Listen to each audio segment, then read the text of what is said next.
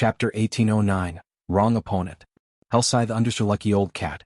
The sudden appearance of over 1,000 players put Silverwing and the others on high alert. The 1,000+ players that had just emerged from the marshy jungle were by no means ordinary players. The lowest leveled player among them was level 53, and the weakest piece of equipment they wore was level 50 secret silver rank. Quite a few of these players even had level 50 fine gold equipment at this stage of the game. This was an equipment standard could only be found in expert teams. Vice Guild Leader, this is bad. They used a darkness seal. We won't be able to use our return scrolls for the next 2 hours, Cycling Light commented worriedly as he eyed the middle-aged man carrying the ancient, pitch-black bow. Compared to the 1,000+ players that had emerged from the forest, Cycling Light deemed this middle-aged man to be most concerning. This was because this middle-aged man was Black Shark, the commander of the Dark Hunters Adventurer team. Black Shark had fought Unyielding Souls members many times before. Not only did the Ranger possess superb combat standards, but he also had the ability to transform into a monster. Not even Unyielding Heart, Unyielding Souls guild leader was capable of defeating Black Shark. In addition, the Dark Hunters Adventurer team also had quite a few monstrous existences. According to Unyielding Souls investigations, Dark Hunters should possess around 300 troublesome experts. With a glance at the 1,000+ players surrounding their team, Unyielding Heart could see that the Dark Hunters had come prepared. Including the fact that they were caught in a darkness seal, they'd have to fight if they wanted to leave this place. Immediately he warned Silverwing through the team chat, Guild Leader Black Flame, these people are from the Dark Hunters, a dark adventurer team with many powerful players. Some are even capable of transforming into monsters and drastically increasing their combat power. Even if they are at Tier 1, they have enough strength to face ordinary Tier 2 players. Although their side currently had 200 Tier 2 players, they shouldn't take on the Dark Hunters carelessly. After the Dark Hunters Tier 1 players transformed into monsters, although they couldn't compare to Tier 2 players in basic attributes, they could employ certain unorthodox combat methods. If one weren't careful with these players, they could easily take a hit. Furthermore, the Dark Hunters had a decent number of Tier 2 players. Normally, this ambush wouldn't have been much of an issue, but their team had just finished a demanding battle and had used their berserk skills already. Fighting a force of transformed Tier 2 players in such a state would be troublesome. They're the Dark Hunters? Phoenix Rain gave Black Shark a second look after hearing Unyielding Heart's introduction. Although she did not know exactly how powerful the Dark Hunters Adventurer team was, she knew that the Adventurer team was one of the reasons for the Starline Corporation's rapid rise in God's domain based on the few reports she had received. The corporation used the Dark Hunters as a trump card to destroy and assassinate its opponents. Crimson Emperor and Unyielding Soul had also suffered significant thanks to the Adventurer team. Although the Dark Hunters seemed to have the numerical advantage, their 200-man team wasn't to be trifled with. Their team was the combination of 3 powerful guilds' main force members. An adventurer team like the Dark Hunters couldn't do much to them. While both sides cautiously eyed each other, a sweet, melodious voice rang out from the jungle. What a lively scene. How could you possibly leave Shadowclaw out of the fun? A moment later, a woman in beautiful dark blue mage robes slowly stepped out from the forest, leading a group of well-equipped experts. Like the Dark Hunters, this group had well over 1,000 members. Why is she here? Unyielding Heart frowned when he saw the woman in dark blue. Others might be unfamiliar with this beauty, but he knew her well. This woman was named Veiled Spirit, the leader of the dark forces plaguing the Copper Eagle Kingdom, which neighbored the Dark Knight Empire. She was also the commander of Shadowclaw, a dark adventurer team. He knew of this woman because Veiled Spirit had personally destroyed Unyielding Soul's subordinate first-rate guild, which used to rule over the Copper Eagle Kingdom. As one of Unyielding Soul's subordinated guilds, Unyielding Soul had dispatched many experts to assist the first-rate guild. In the end, however, Unyielding Soul failed to change the first-rate guild's fate. On the contrary, Veiled Spirit's Shadowclaw adventurer team had slaughtered the dozen or so peak experts Unyielding Soul had sent and the legion of several thousand players that had accompanied them. Spirit, your timing sure is impeccable, Black Shark said as he eyed the approaching woman. 3 powerful guilds' main forces have gathered here. How could Shadowclaw possibly miss such a rare opportunity? Veiled Spirit said, chuckling. Fine. I'll leave the Dragon Phoenix Pavilion's members to you. I'll take Zero Wing and Unyielding Soul's members, Black Shark said. Is that all right? That's the main force of 2 large guilds we're talking about, Veiled Spirit asked, flashing Black Shark a confused look. Although their two adventurer teams greatly outnumbered their opponents had quite a few players wearing Tier 2 class insignias. The enemy team should have some Tier 2 players who weren't wearing their insignias as well. Such a team should not be easy to defeat. Relax. None of them should even think of escaping. Black Shark said confidently as he licked his lips. During his previous investigations, he had learned that the three guilds had come together to raid a dungeon, so he had come prepared. In fact, his original plans had never taken Shadow Claw's participation into account. He had been fully intent on devouring all three guilds. Now that Shadow Claw had arrived, he'd have an easier time taking down Zero Wing and Unyielding Soul's forces, although he would have to share some of the profits due to the Alliance's rules. Fine then. I'll take a little loss this time, Veiled Spirit said, nodding after she saw Black Shark's confidence. Although she wasn't all too willing to let Black Shark monopolize the items of Zero Wing and Unyielding Soul's members, the Dragon Phoenix Pavilion's Phoenix Rain and other experts weren't exactly easy opponents. After Black Shark and Veiled Spirit reached an agreement, the Dark Hunters and Shadow Claw's members began to tighten their circle around Shifeng and his companions. Guild leader Black Flame, dealing with both Dark Adventurer teams will be very difficult. You could say that Unyielding Soul and these adventurer teams are old rivals. I'll have my men open a path in a moment. Use the opportunity to get out of the encirclement, Unyielding Heart hurriedly said as he watched the approaching dark players. As far as he was concerned, this ambush was definitely related to Unyielding Soul. The guild was, after all, waging an all-out war with the Starline Corporation. Expert assassination attempts were expected. You want to escape? Black Shark smiled when he noticed Unyielding Heart prepare to break past his people. Do you think the Dark Hunters would ambush you without preparing? Move out. As soon as Black Shark said so, over 300 Dark Hunters transformed into monsters. Meanwhile, another 100+ Dark Hunters took ancient scrolls from their bags and began to chant an incantation. A layer of dark fog blocked out the sun, forming a massive barrier that trapped everyone inside. Dark Precinct. In the next moment, the 300+ transformed players inside the barrier doubled in size, and their attributes skyrocketed. Their HPs in particular had tripled. These players no longer looked human. They had completely transformed into monsters. Today none of you shall escape. You will all die here. Black Shark, who had also transformed, said laughing. Seeing the 300+ 3-meter-tall transformed players and sensing their frightening auras, Unyielding Heart and Phoenix Rain's expressions darkened. They could sense that the transformed players' basic attributes had increased by at least 50%, likely due to the magic barrier. Even the transformed Tier 1 players had higher attributes than theirs. The difference between their basic attributes and the 20+ transformed Tier 2 players was even worse. Not even Unyielding Soul was confident of charging ahead. Veiled Spirit, who stood beside Black Shark, was also slightly surprised. She hadn't expected Black Shark to have such a trump card. It was no wonder why the man was confident that his adventurer team could take on 3 guilds' main forces by himself. Is that so? Shifeng said as he glanced at the dark precinct that had formed around him. He then took out Frost Hell, the epic consumable he had just acquired from the dungeon, and continued, "It's a pity that you've picked the wrong opponent." After saying so, Shifeng activated Frost Hell. Suddenly, the world around him turned snowy white as the temperature plummeted. The wetlands ahead visibly froze, and the Dark Hunters and Shadow Claw's members felt an intense pressure weigh on them. Not only did their movement become sluggish, but their stamina also began to fall so sharply that others could clearly sense the change. Even their attributes rapidly decreased. Chapter 1810, Taboo Potion. Hellscythe Undersea Lucky Old Cat. Why is this domain skill so powerful? Black Shark was astounded as he watched his attributes fall. Not only had his basic attributes decreased by 20%, but his movement speed and reaction speed had also decreased considerably. Most importantly, the Dark Precinct he had used failed to suppress this domain skill. Dark Precinct was far more powerful than a domain skill because the magic array formed a separate world within itself. No domain skill could compare. Yet, Dark Precinct had failed to suppress the effects of Shifeng's domain skill, and the domain skill had reduced their attributes by as much as 20%. However, Black Shark didn't know that Frost Hell was slightly unique. While it was considered a domain skill, it was also a weather spell that could change an area's weather.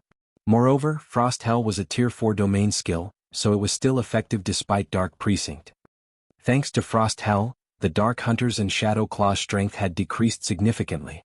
Although Dark Precinct still gave the 300-plus transformed players more strength than normal, overall, the two Dark Adventurer teams no longer posed as much of a threat to the three guilds' main force members. Unyielding Heart and Phoenix Rain breathed sighs of relief because of this turn of events. They had come here to help Zero Wing raid a team dungeon. They hadn't brought any powerful tools essential for team battles, such as domain magic scrolls, with them. Fortunately, Shifeng had the foresight to carry a domain magic scroll. Otherwise, this upcoming battle would have been disastrous. Black Shark, do you still want to fight? Your trump card has been suppressed. Both of our sides are roughly equal in combat power. Nobody can say for certain who will win this battle, Unyielding Heart stated, hoping to scare Black Shark into backing off. I'll admit that I underestimated you, but do you really think that I only prepared one trump card? Black Shark said, sneering. I had planned to save this for a more suitable stage, but I'll let you have the first taste. In the next moment, several normal Dark Hunters pulled dark blue potions from their bags, consuming them. These Dark Hunters then roared with excitement. Their skin began to turn dark blue as tough scales grew all over their bodies. Tails sprouted from these players' rears. These players now looked like dragonoids, not humans. Looking at these dragonoids, the members of Zero Wing, Dragon Phoenix Pavilion, and Unyielding Soul were stupefied. They couldn't believe their eyes. What is going on? These people? Phoenix Rain was shocked as she stared at the players with tails. Even as one of the Dragon Phoenix Pavilion's pavilion masters, this was the first time she had seen anything like this. The dragonoid players radiated violent auras that felt like some wild beast. Aside from the increased attributes, Phoenix Rain could sense that these players now had higher life ratings than hers. She could explain the Dark Hunter's ability to transform into monsters as a result of a class unique to Dark players. After all, Dark players had their own unique development path, but she had never heard of a potion that could transform a player into a dragonoid. Everyone charge. You may claim any item that you get from your kills. Black Shark shouted as he readied his longbow. Hearing Black Shark's command, the Dark Hunters revealed crazed expressions. Without hesitation, they split up and charged at Zero Wing and Unyielding Soul's members. Unwilling to fall behind, Veiled Spirit took out a Tier 3 buff scroll and activated it, increasing her team members' basic attributes, raising them to their original values, although her people's mobility was still affected. After receiving the buff, Shadow Claw's members charged at the Dragon Phoenix Pavilion members. Less than 200 yards had separated the combatants. Ignoring Frost Hell's influence, all of the ranged players began to exchange blows. For a time, spells and arrows filled the space between the two sides, causing a series of explosions. Although the three guilds' attacks contained more raw power, they were still vastly outnumbered. Ordinary players' ranged attacks were relatively easy to dodge, but none of these players were ordinary. Even dodging their ranged attacks was quite difficult. Moreover, the Dark Hunter's defense had increased significantly after transforming into dragonoids. Even when they received a Tier 2 spell, they only took around -8,000 damage. In contrast, the Tier 1 dragonoid spells dealt nearly -6,000 damage to the three guilds' members. Their damage was only slightly lower than Tier 2 players. Meanwhile, due to the disparity in numbers, the guild players lost more HP during the exchange. The basic dragonoid potion? Shifeng was astonished after seeing the dragonoid's combat power. Why do the Dark Hunters have this kind of taboo potion? Could they have someone capable of brewing it already? At first, he hadn't been certain that the potion the Dark Hunters had used was the basic dragonoid potion, but after seeing their defense and attack power, he was sure that they had used that exact potion. The basic dragonoid potion was capable of turning humans into dragonoids, and the purer the potion was, the closer one would become to a true dragonoid after consuming it. It was an extremely rare potion. Basic dragonoid potions did not provide much in terms of basic attributes. They generally only provided a 10% to 15% increase. However, the potion provided a significant boost to reaction speed, kinetic vision, defense, and attack power. As for intermediate dragonoid potions, not only would the potion increase its user's size, but it also provided considerable improvement in terms of basic attributes. An intermediate dragonoid potion generally provided a 25% to 30% increase. However, at the end of the day, humans were still human. A human's body couldn't endure the violent power of a dragonoid. Any human that consumed a dragonoid potion, whether they were an NPC or a player, was guaranteed to die after half an hour. Hence, Dragonoid potions were considered taboo potions. However, since players were immortal, they'd only lose half a level of EXP after they died from drinking a basic Dragonoid potion, not an entire level. Hence, many crazy players loved the potion. Shi Feng had never dreamed that the Dark Hunters would have so many basic Dragonoid potions. Moreover, he hadn't expected them to use it without hesitation. With the increased defense and attack power provided, 3 to 5 Tier 1 Dragonoids working together would be more than enough to defeat a Tier 2 expert. It was also very difficult to kill Dragonoid players quickly.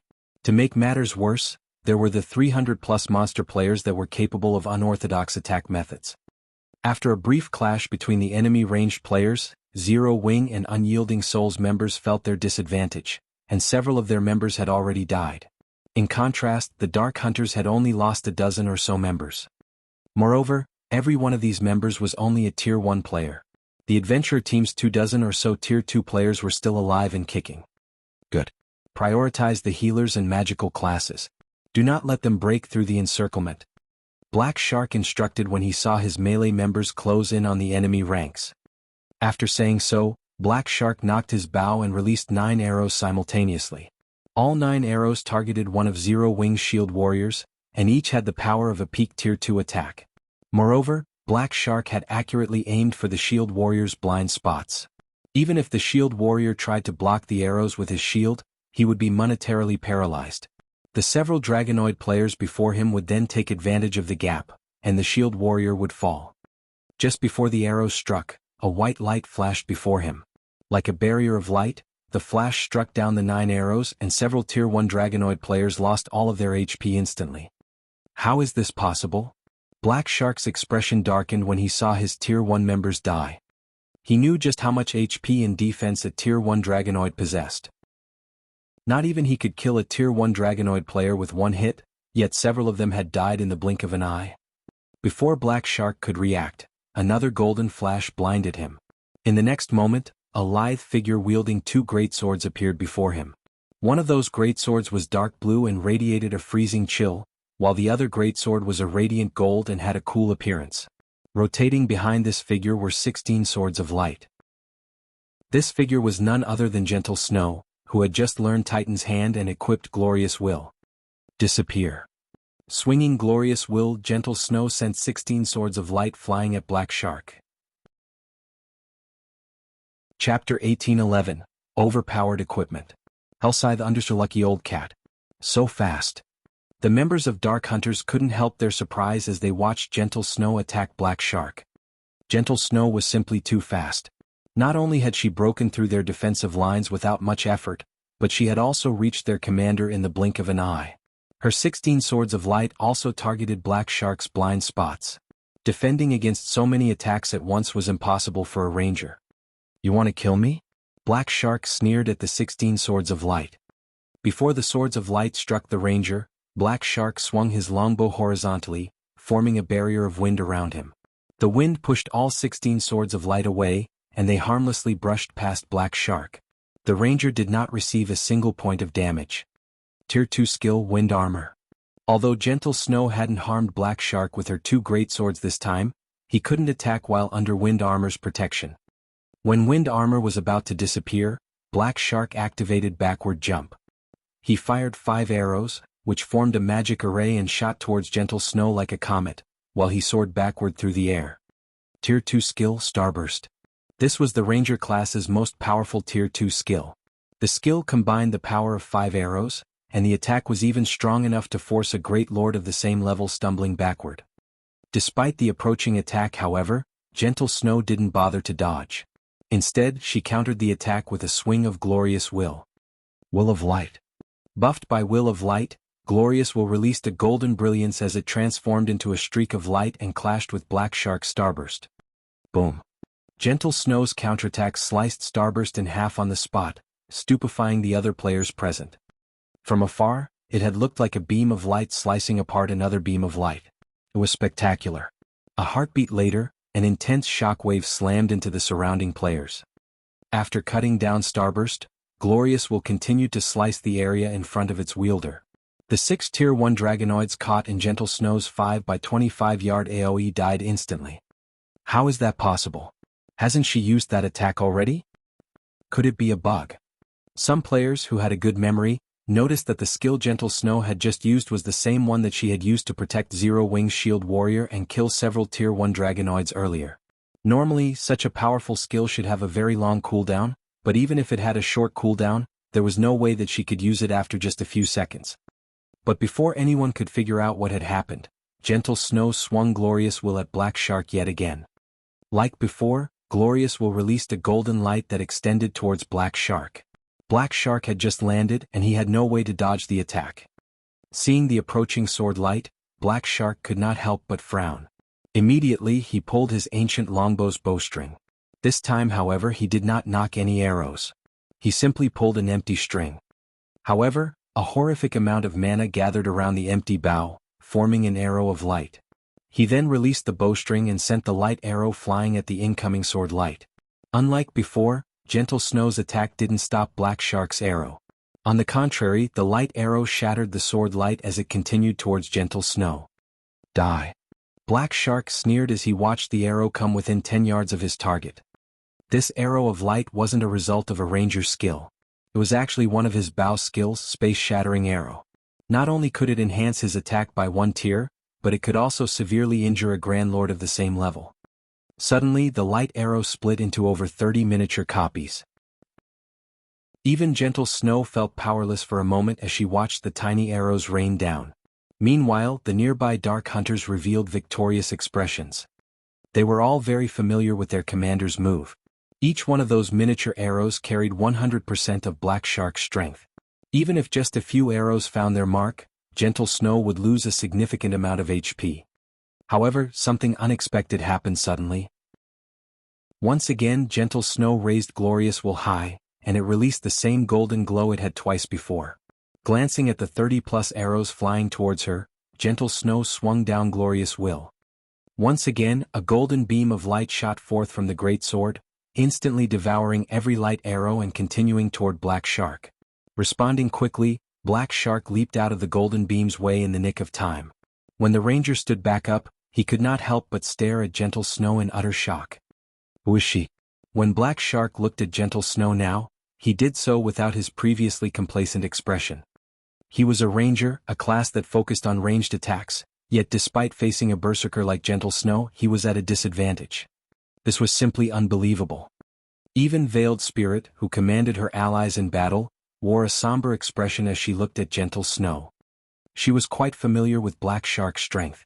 Even when Black Shark had fought Unyielding Heart, Unyielding Soul's #1 berserker, he had suppressed the man easily as long as he didn't allow the berserker within melee range, yet a different berserker had suppressed him in a ranged battle. During the brief moment while Gentle Snow had both Black Shark and Veiled Spirit distracted, a series of screams rose from the Dark Hunter's army. To be precise, they came from the MTs that had transformed into Dragonoids. Despite having transformed into Dragonoids, a single female assassin was slaughtering the Tier 1 MTs. Moreover, the female assassin was only using Tier 1 skills to kill the full HP MTs. Elsewhere, a female elementalist hurled one spell after another, the ice and fire type spells instant killing any player who was not an MT. When 3 Tier 2 players tried to stop this elementalist, she split into 3 clones. Each copy easily suppressed the 3 Tier 2 players that assaulted her, and in the end she killed all 3 in fewer than 5 moves. This startled the nearby Dark Hunters.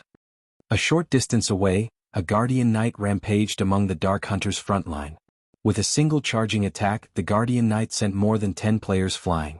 Even when the player took Tier 2 attacks directly, the Guardian Knight only lost a little over 2000 HP.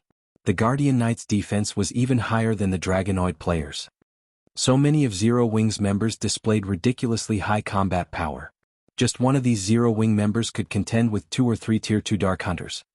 Because of these Zero Wing players, the Dark Hunters, which had the upper hand initially, suffered constant casualties.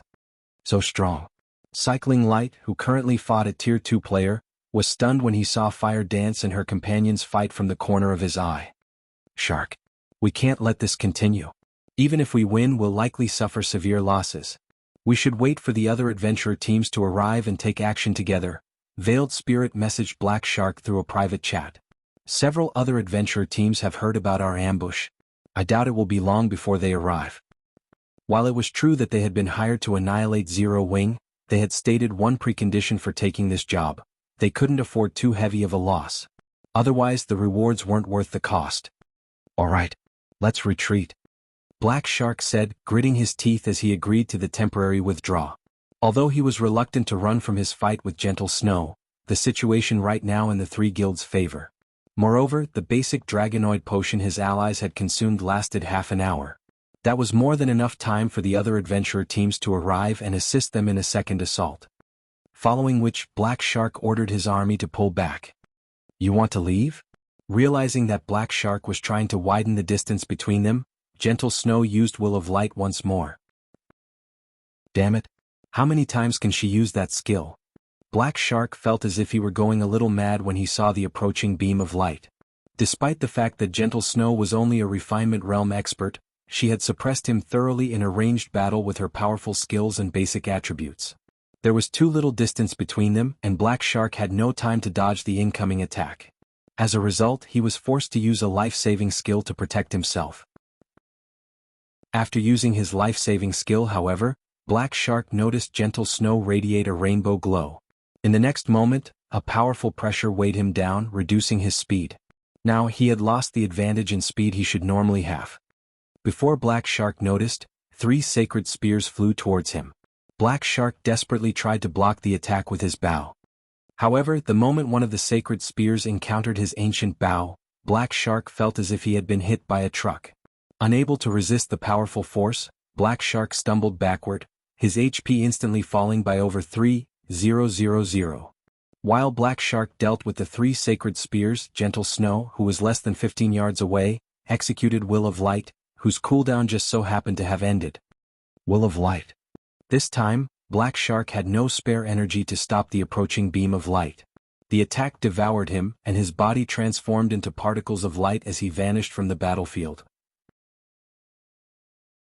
Chapter 1812, Light's Power. Hellscythe Undersea Lucky Old Cat. Commander? The commander got killed. Is she a monster? Seeing Black Shark's body disappear, the members of the Dark Hunters adventurer team were stunned. A few members had even forgotten to attack and took direct hits from Zero Wing and Unyielding Souls players. How could the commander lose? Lonely Lamp could not bring himself to believe what he had just seen. Black Shark's strength had imprinted itself on Lonely Lamp and the other Dark Hunters' minds long ago. Not only were Black Shark's combat techniques astounding, but he also wore the best equipment available at this stage of the game. Even if he faced Super Guild's old monsters, he could enter and leave the battlefield freely. If a group of Tier 2 players had ganged up and killed Black Shark, Lonely Lamp could believe that his commander had died, but a single player had faced and killed Black Shark. Moreover, that player wasn't a monster-level expert that had enjoyed many years of fame in the virtual gaming world. How could he possibly accept this fact as true? How is she so strong? Unyielding Heart, who looked at Gentle Snow standing proudly in the distance, was at a loss for words when he saw what had happened. Both surprise and admiration filled his heart. He was no stranger to the name Gentle Snow. After all, she had once been a guild leader herself. Although her guild had been disbanded due to the Blackwater Corporation's intervention, it was an inescapable fact that Gentle Snow was a very talented player. After Ouroboros had disbanded, Unyielding Soul had attempted to recruit Gentle Snow, and it hadn't been the only superpower to reach out to her. According to Unyielding Heart's knowledge, at least 3 superpowers had tried to recruit the Snow Goddess. In the end, however, Gentle Snow had chosen to join Zero Wing, which had been an unknown guild at the time. This decision disappointed the various superpowers. During the earlier dungeon raid, Unyielding Heart's opinions about Gentle Snow had been reaffirmed. The woman was indeed extremely talented and would no doubt become a famous expert in God's domain in the future. Right now, however, Gentle Snow's combat standard was still too rough. She relied entirely on her advantage in basic attributes to contend with the various superpowers' peak experts. Unyielding Heart had never imagined that just by switching to a new weapon, Gentle Snow would be able to display combat power on par with experts like himself. By relying on that horrific skill of hers, her victory over Black Shark, who was very famous among the Dark Knight Empire's dark forces, had been overwhelming. Unyielding Heart could not help but pity Black Shark. He also understood why Black Shark had lost. If he had to challenge Gentle Snow, he'd likely suffer a similar fate. It was simply absurd that Gentle Snow could use a skill with such high burst damage repeatedly within such a short time. This was no longer an attack that could be mitigated with techniques.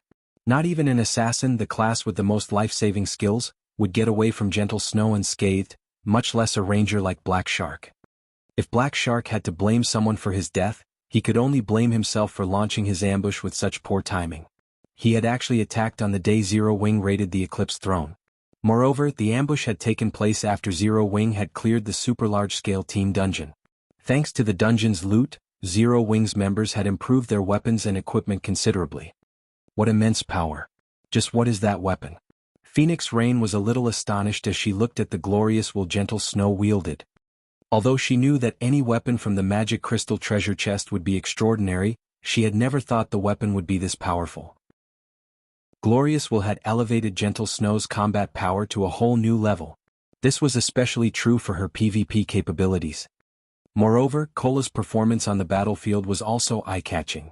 Equipped with the Dark Corrosion set, Cola's entire body radiated a scorching aura. While in battle, this aura became even more intense.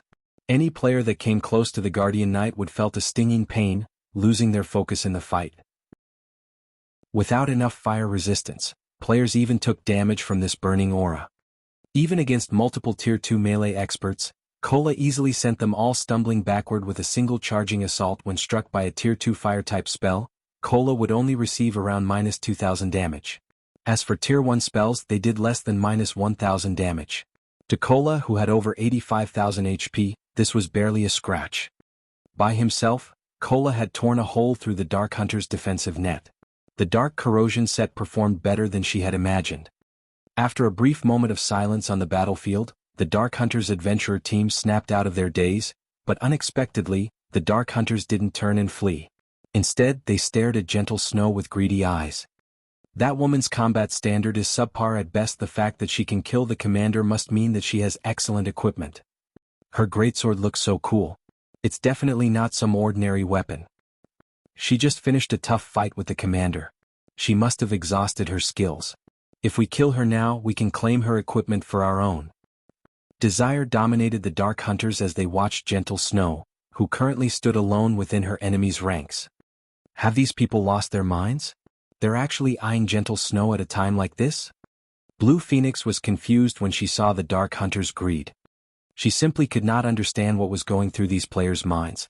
The Dark Hunters had lost their momentum, yet rather than trying to escape, these players wanted to waste precious time to surround and kill Gentle Snow. Kill her. Avenge the commander. Right. Kill her for the commander. With a shout, 80 or so Dark Hunters near Gentle Snow charged at the female berserker. They had been in the process of retreating, and to kill Black Shark, Gentle Snow had reached their rear line by herself. She didn't have a single companion nearby. This was their opportunity to take her out and plunder her items. Moreover, they were all experts. They could tell that Gentle Snow had only defeated their commander because of the frightening skill she possessed. In their experience, such a powerful skill wasn't from a skill book. There was an 80% chance that the skill belonged to the weapons or equipment she used. Many of the Dark Hunters had already consumed the basic Dragonoid potion. They were going to die sooner or later. If they could kill Gentle Snow and get a piece of top-tier equipment before they died, their death would be worth it. Most importantly, there was a very high chance that they would succeed. Not good. Guild leader Black Flame, we need to save her. Unyielding Heart shouted as he watched the Dark Hunters surround the Snow Goddess. However, as soon as Unyielding Heart finished his statement, Gentle Snow charged straight toward the 80+ Dark Hunters approaching her. 5 of these Dark Hunters were Tier 2 experts. Even Black Shark would be hard-pressed to survive if surrounded by such a force. Yet, Gentle Snow showed no intention of running away. Instead, she simply raised Glorious Will. A moment later, the weapon began to cast a dazzling glow. She's going to use that move again. Everyone pay attention to dodging. Lonely Lamp, who was part of the crowd charging at Gentle Snow, shouted. As experts, the Dark Hunters reacted very quickly. They had also long since estimated Will of Light's AoE and maintained a suitable distance from each other. Meanwhile, seeing the Dark Hunters spread out, Gentle Snow could not help but smile, confusing her opponents. However, before anyone could figure out what was going on, Gentle Snow brandished Glorious Will. However, unlike before, Gentle Snow did not swing her greatsword downward. Instead, she thrust it into the ground before her. A dazzling beam of light then pierced the dusky sky and descended on Gentle Snow. In the next moment, a magic array appeared beneath the approaching 80+ Dark Hunters. The Dark Hunters caught within the magic array felt an intense pressure weigh them down as their movements became sluggish. They all felt the threat of death loom over them. No. This isn't the same move. It's another skill. The Dark Hunters quickly realized that something was amiss, but it was too late to change their fate. Disappear from this place. Myth of Light. Before anyone could react, Gentle Snow tightened her grip around Glorious Will and pulled the weapon from the ground in an upward slash. The sword light cut through the earth, shattering it. As the sword light moved forward, it rapidly expanded and devoured everything it touched. By the time the sword light disappeared, the fading light had revealed a 6-meter-deep crater that stretched out in a 50-yard cone before Gentle Snow. Ownerless weapons and equipment littered the crater. Chapter 1813. Magic Soldier's Descent. Hellscythe Lucky Old Cat. Such power. Sure Fong was a little astonished when he saw the crater Myth of Light had created. The skill's destructive power was even superior to Flame Domain's. Flame Domain only caused massive amounts of damage. It couldn't change the terrain like Myth of Light had. While the ability to affect the surrounding terrain might not seem much, it had a lot of uses in specific situations. This ability was particularly useful during a siege battle. Myth of Light could decimate defensive structures. It was far more powerful than an ordinary war weapon since its ability to alter the terrain would damage targeted defensive structures' defense and defensive magic array, making them more vulnerable to attacks. In the past, such items had been strategic resources for the various large guilds. A weapon like Glorious Will was no longer a weapon to be used against other players, but against towns and cities. Moreover, despite causing so much destruction, the current Glorious Will wasn't complete. When they gathered enough magic crystals and sun essences to upgrade it, the power of Myth of Light would increase further. Sure Fong wasn't the only person surprised by Myth of Light's destructive power. Even Unyielding Heart and Phoenix Rain, who stood nearby, were stunned. The Dark Hunters that had intended to charge at Gentle Snow were frozen with shock. What is that skill? How is it so powerful? Although they had seen quite a few high-tiered spells that could change the terrain, none of those spells had caused as much destruction as Myth of Light had. The 6-meter-deep crater's walls had even turned into molten lava. The skill's power was astonishing.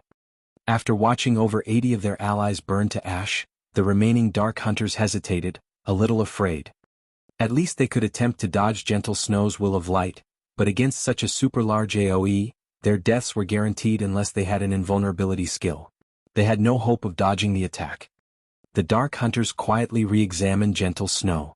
Although their greed hadn't faded, fear was now the prevalent emotion in their hearts. Furthermore, the crater Myth of Light had formed prevented them from charging at Gentle Snow. The crater had also split their path of retreat in two. Now all these players could think of was escape. No one knew whether or not Gentle Snow could use Myth of Light again, as she had with Will of Light. These players weren't fools. While they weren't afraid of death, they wouldn't die for nothing. If they died a natural death while under the effects of the basic Dragonoid potion, not only wouldn't they lose any weapons or equipment, but they'd also only lose 50% EXP. However, if they were killed, they'd lose a weapon or equipment piece and a full level.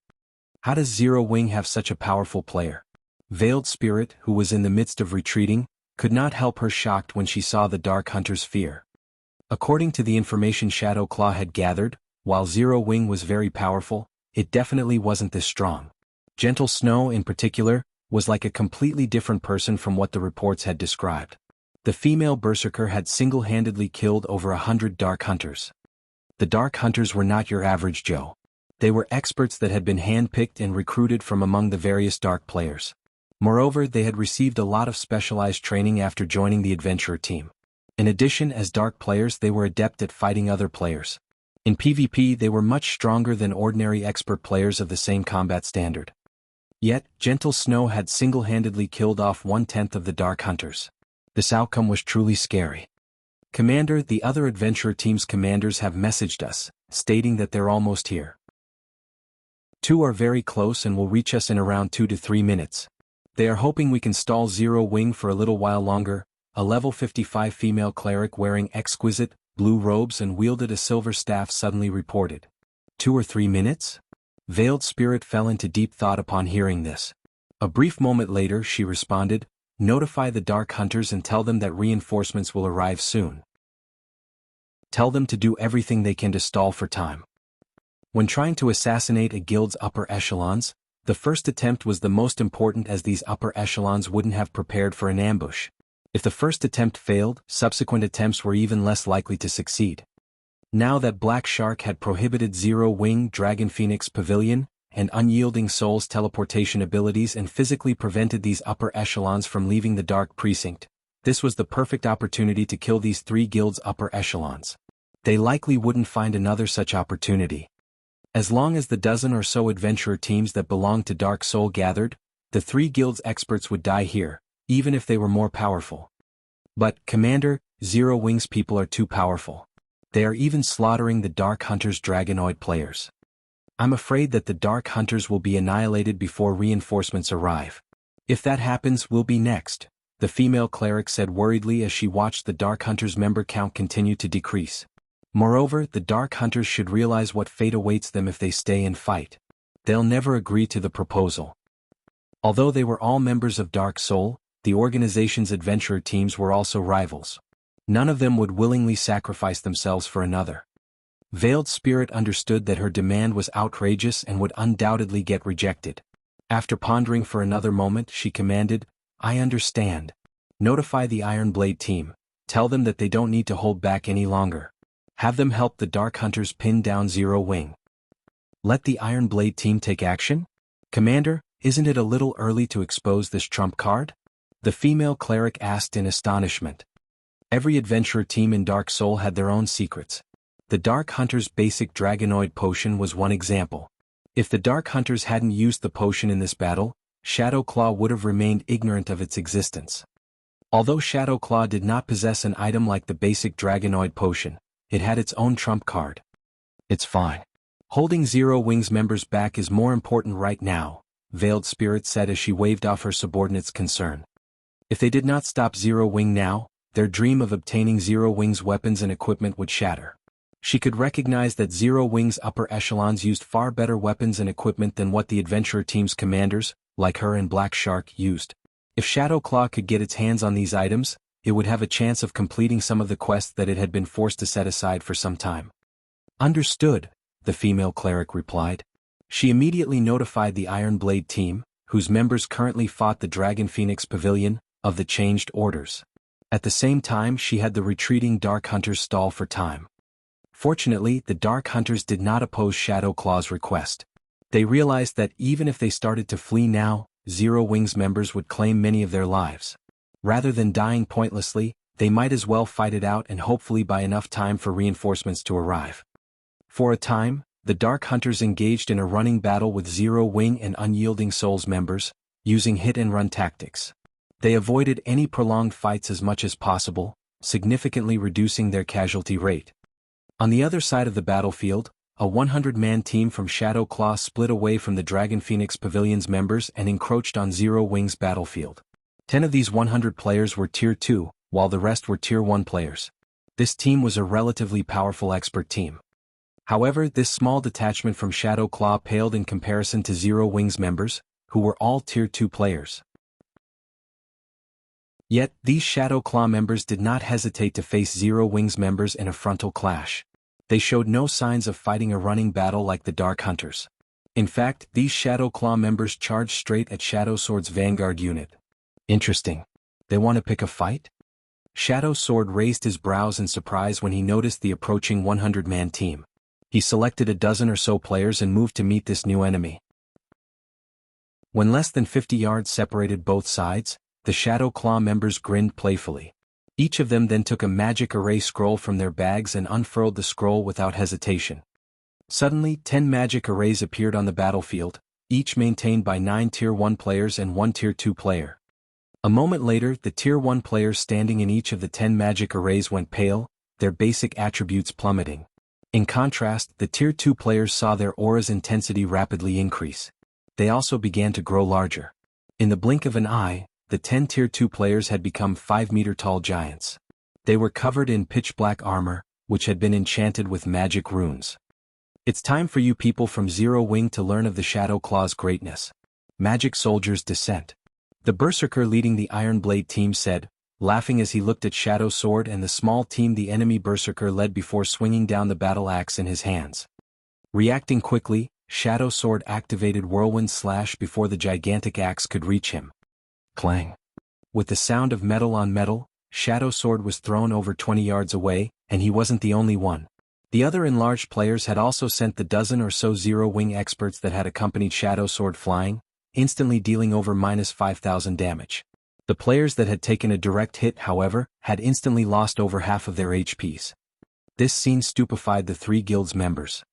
Not only were Zero-Wing's experts no match for these giants in a head-on collision despite both sides being Tier 2 players, but they had also lost over 5,000 HP. These colossal players had even more strength than a great lord of the same level. Magic Soldier's Descent? When he noticed them, Shifeng flashed the 10 armored giants a surprised look. Magic Soldier's Descent was a taboo magic array that sacrificed multiple players' attributes to enhance one of their comrades.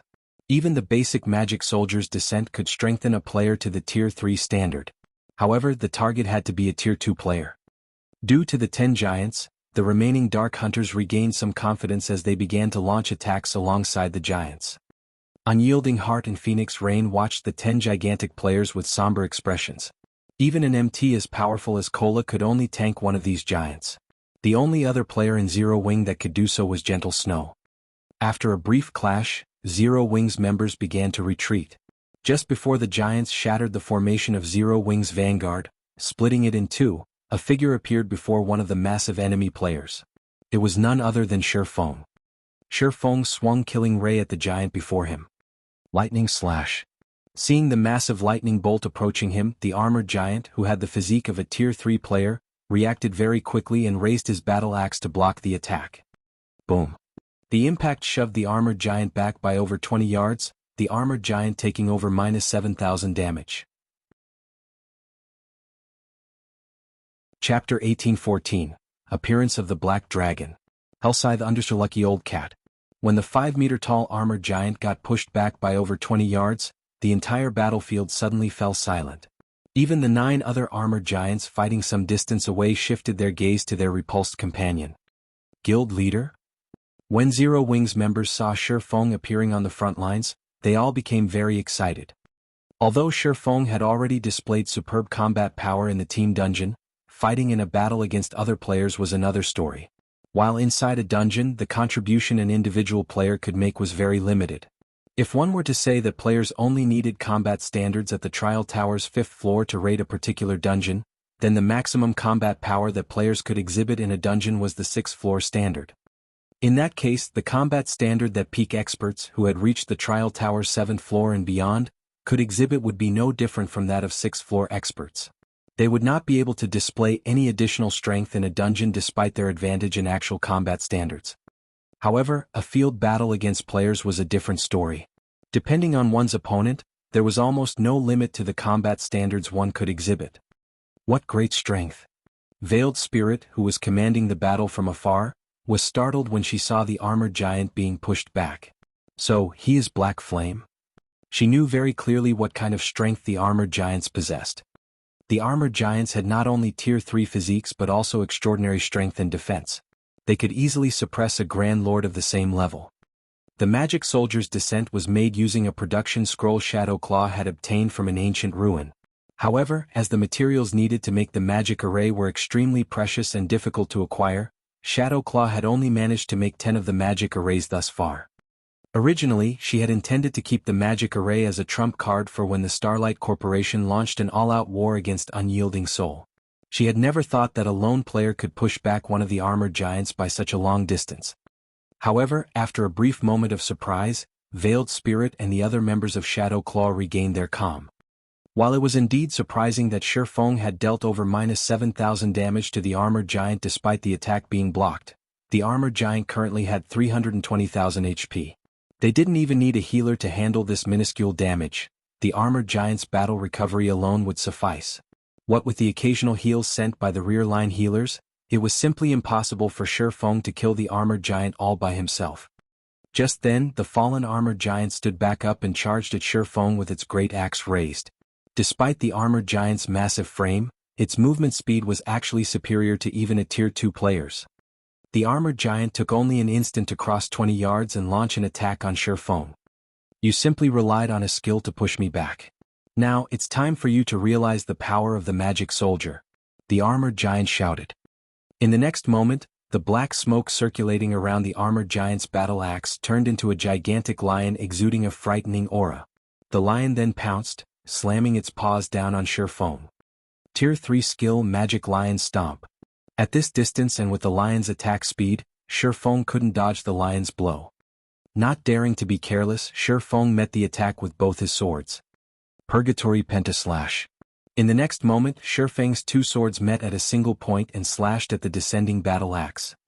Boom. Immediately, dazzling sparks scattered into the surroundings. The ground beneath Silverwing's feet cracked and sank under the immense pressure. After the clash, Silverwing had actually sunk half a meter into the ground with a small crater around him. Meanwhile, a damage exceeding -5,000 also appeared above his head. The difference in strength between the two sides was obvious at a glance. Zero Wing's members turned somber at this situation. Meanwhile, Unyielding Heart and Phoenix Rain, who were currently fighting their own battles, were also astonished by this outcome. They had never thought that the armored giants would be that strong.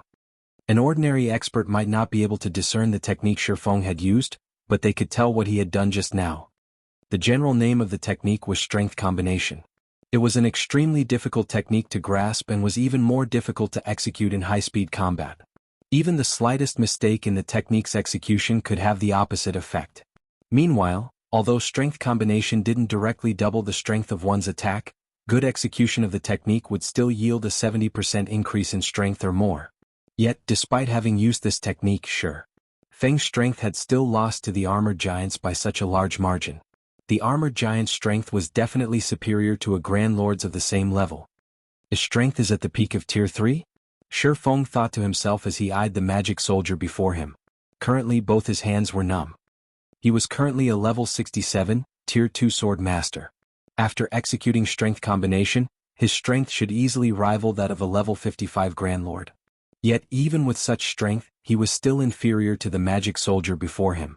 While part of the reason for this disparity was the difference in skills used, a large part of the reason was the difference in attributes.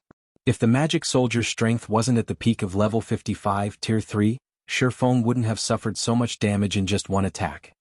Moreover, the combat standard of the magic soldier before him was actually at the flowing water realm. The magic soldier had a very accurate grasp of his location. Otherwise, with Silverwing's speed, there was no way that attack could have cornered him and prevented him from dodging. As expected of the leader of a guild. You really are strong, the armored giant said as he eyed Silverwing. The armored giant then turned to a nearby armored giant and said, "Ape, come over and help me. I want to see how long our dear guild leader here will be able to last against two of us." "Sure thing." The armored giant wielding a great sword nodded. The battle axe-wielding armored giant launched a frenzied assault on Silverwing. Relying on his high HP and defense, the armored giant completely abandoned all forms of defense and simply focused on trading blows with Silverwing. The armored giant named Copper Ape dashed over from over 100 yards away. "Do not let that giant get close to the guild leader. Stop him." Aqua Rose hurriedly instructed. One armored giant was already more than enough to push Silverwing to his limits. If another armored giant joined the battle, the consequences would be unimaginable. However, the Dark Hunters and Shadow Claw members gave Zero Wings members no opportunity to assist Silverwing. They all persistently pinned down Zero Wings members.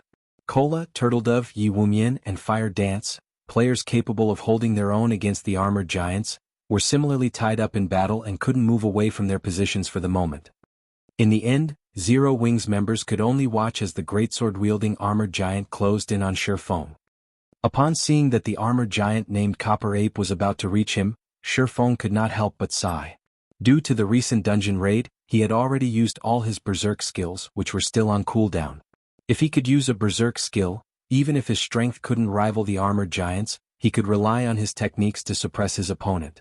Now, however, the disparity in strength was simply too great.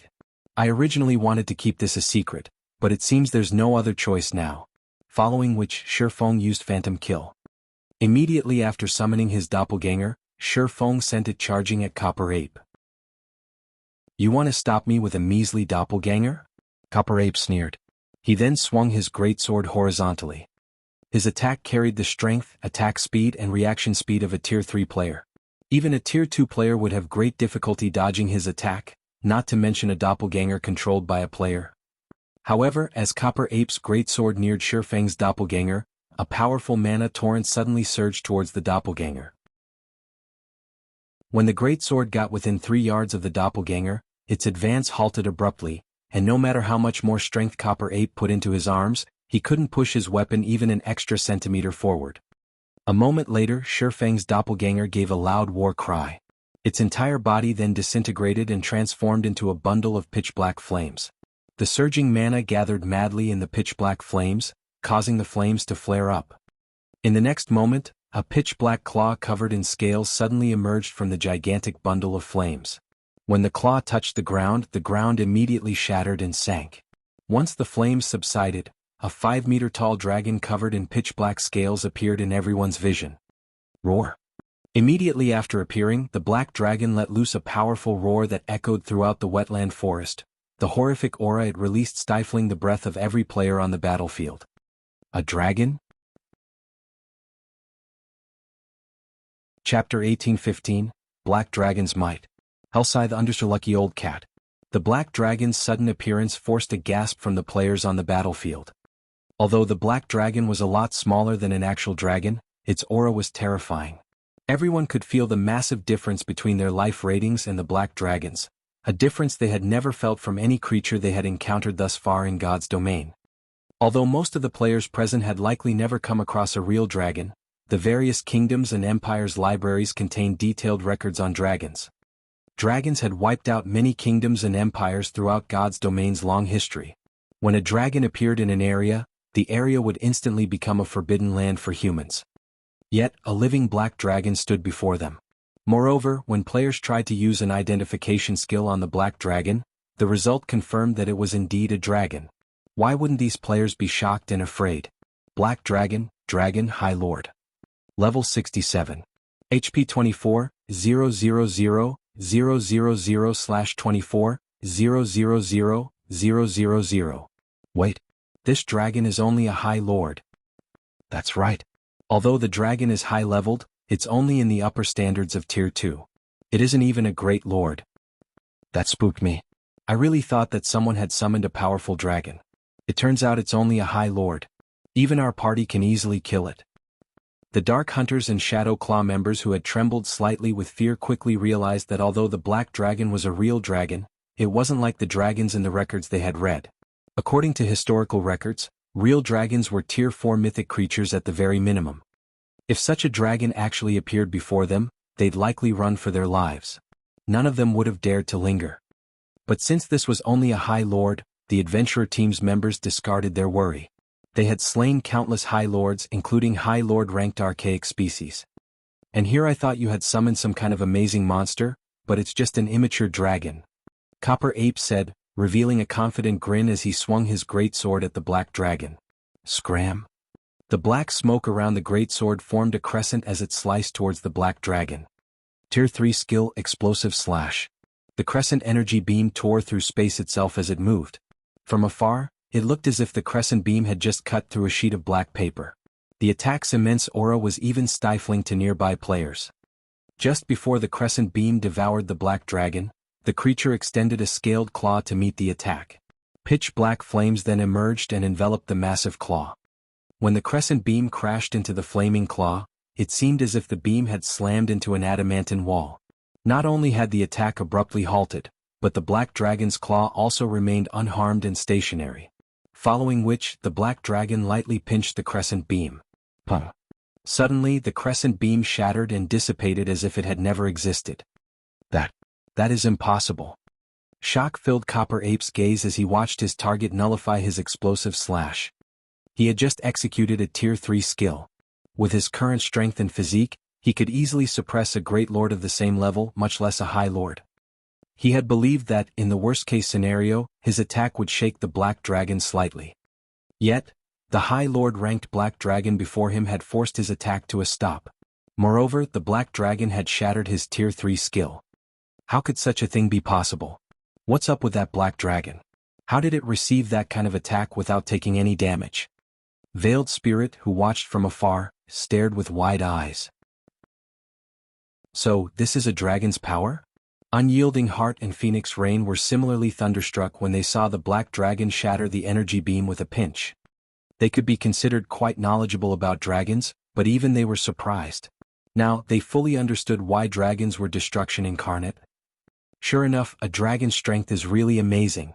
As Feng controlled his doppelganger, he could feel an inexhaustible power course through his entire body. He then turned to the magic soldier before him and said, "Your strength should be at the peak of Tier 3. Unfortunately, you're not a high enough level. Otherwise you would have posed a threat. Since you've finished your attack, it's my turn." A dragon was invincible among creatures of the same tier. Even though the black dragon was only a High Lord, it was still a level 67 High Lord. In addition, the black dragon's life rating was incredibly high. It gained a massive amount of attributes with each leveled up. Meanwhile, the player before him was only level 55.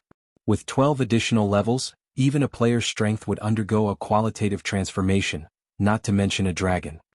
The level 67 High Lord ranked Black Dragon was already more powerful than a level 55 Great Lord ranked Black Dragon, and since dragons were invincible among the same tier, how could a Tier 3 magic soldier possibly be a match for such a creature? Furthermore, the magic soldier was an ancient weapon only meant to deal with high-tiered monsters. Before a true dragon, a magic soldier was garbage. When Feng finished speaking, he controlled the black dragon to open its maw and inhale a mouthful of air. A gigantic magic array then formed before the creature, gathering a massive amount of mana. A moment later, the black dragon released a deafening roar. Dragon breath. Immediately, pitch-black flames devoured Copper Ape, extending up to 200 yards away from the black dragon. In the blink of an eye, a huge portion of the battlefield transformed into a fiery hell. Agonized screams echoed across the field as streaks of white light rose from the fiery hell. A single breath attack had burned over 100 players to ash. Once the flames dissipated, a huge divide tore the ground, forming a far more frightening hole than the one glorious Will's myth of light had created. Even Feng, who was responsible for the attack, was surprised by the power of the black dragon's dragon breath. While the magic soldier before him was still alive, the armored giant had less than 100,000 HP remaining. The magic soldier's tough, black armor sported visible cracks. The battlefield had become deathly silent after witnessing the black dragon's horrific power. When Copper Ape gazed at the monster before him, fear filled his eyes. However, before Copper Ape could respond, Feng controlled the black dragon to pounce on and attack the gigantic player with a claw swipe.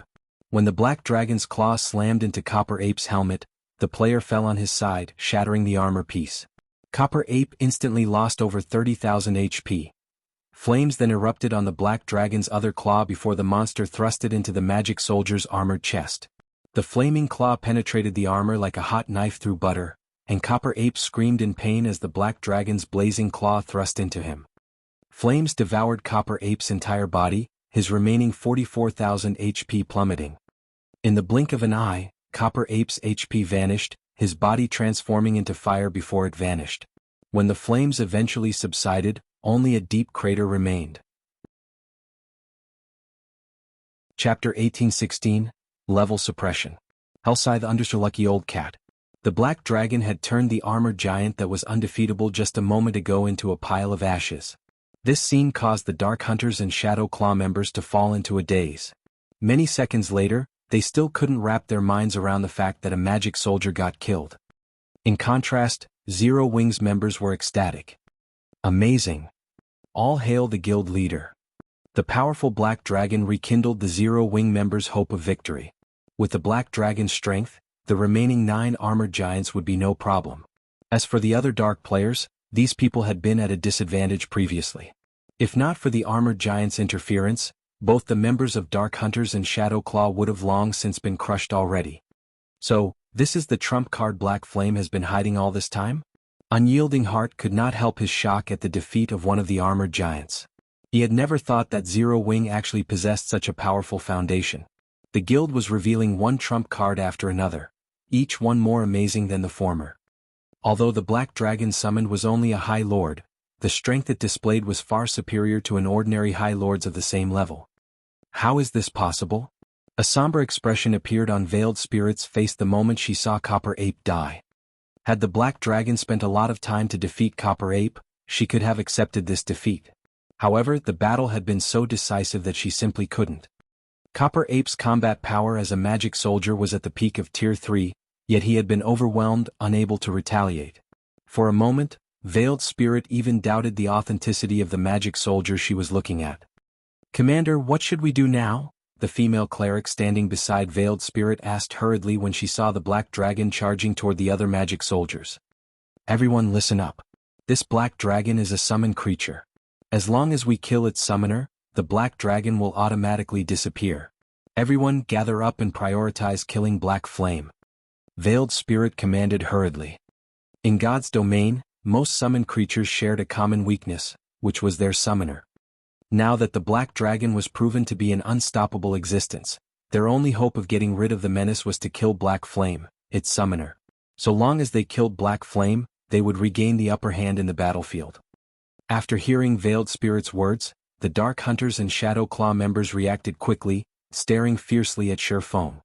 Previously, they had been too shocked by the Black Dragon's prowess and had forgotten about the fatal flaw of summoned creatures.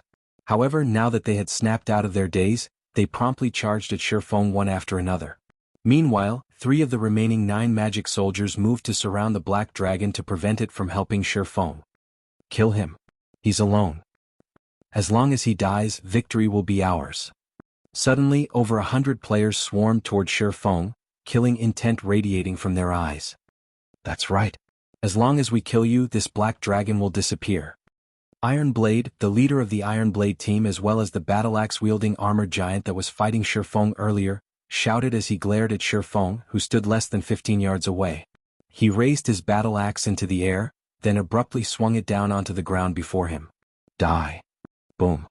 In the next moment, 12 earthen spears jutted out from the ground around Feng and stabbed at the swordsman, each earthen spear carrying the full strength of the magic soldier.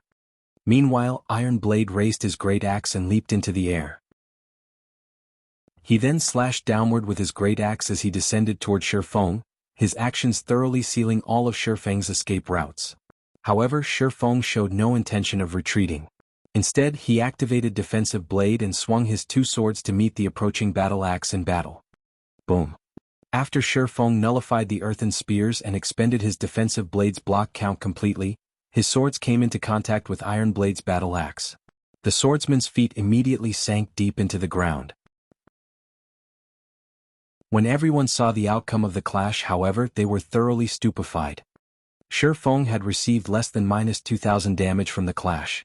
To any player on the battlefield right now, this amount of damage was practically negligible.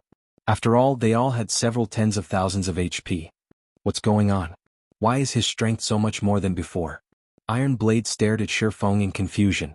He could not understand why Feng had lost so little HP during their clash this time. Sure enough, it still isn't possible to match a magic soldier even with the attribute bonus provided by Heavenly Dragon's Breath. Feng could not help but reveal a bitter smile when he looked at his vibrating swords. When he summoned the Black Dragon, Dragon's domination had taken effect. For every dragon present within a 1,000-yard radius, Dragon's domination increased all of his basic attributes by 500 points each. By performing Strength Combination in this buff state, he had managed to drastically reduce the damage he took from Iron Blade this time. However, when going up against a Tier 3 magic soldier, he could execute Strength Combination only for defensive purposes. Using the technique offensively was impossible. Strength Combination was a very sophisticated technique. Even the slightest mistake could lead to failure. Meanwhile, the Tier 3 magic soldier possessed a Tier 3 physique. What with Iron Blade being a flowing water realm expert, the Berserker could deal with an offensive strength combination very easily. Trying to use the technique in an attack would only do Feng more harm than good. Not to mention, his defense and HP were significantly lower than Iron Blade's. Facing off against Iron Blade in a direct clash would only bring on an earlier death. "I want to see just how many times you can block my attacks." Iron Blade also understood Feng's present state. Right now, all he needed to do was one thing: maneuver his attacks through the swordsman's defenses. Strength Combination was an extremely complex technique. Trying to use it in a high-speed battle only made the technique even more difficult to execute. The moment Feng slipped up, he would die. I am indeed unable to block your attacks that many times. However, you can't possibly be thinking that this is a one-on-one duel, right? Shi Feng said as he looked at Iron Blade's battle axe approaching him once again. He used divine steps and switched positions with the farthest doppelganger, then retrieved a scroll from his bag and activated it. A moment later, a golden-haired beauty wearing long silver robes and holding a crystalline staff appeared before Shi Feng. Due to the presence of this woman, the density of the ambient mana increased slightly. Meanwhile, the woman herself gave off a pressure that instilled fear in those enveloped in it. This new arrival was none other than Anna, Shi Feng's personal guard. As personal guards also took up a slot when entering a team dungeon, Shi Feng couldn't summon Anna to his raid team of 200 players while raiding the Eclipse throne, which was a 200-man team dungeon.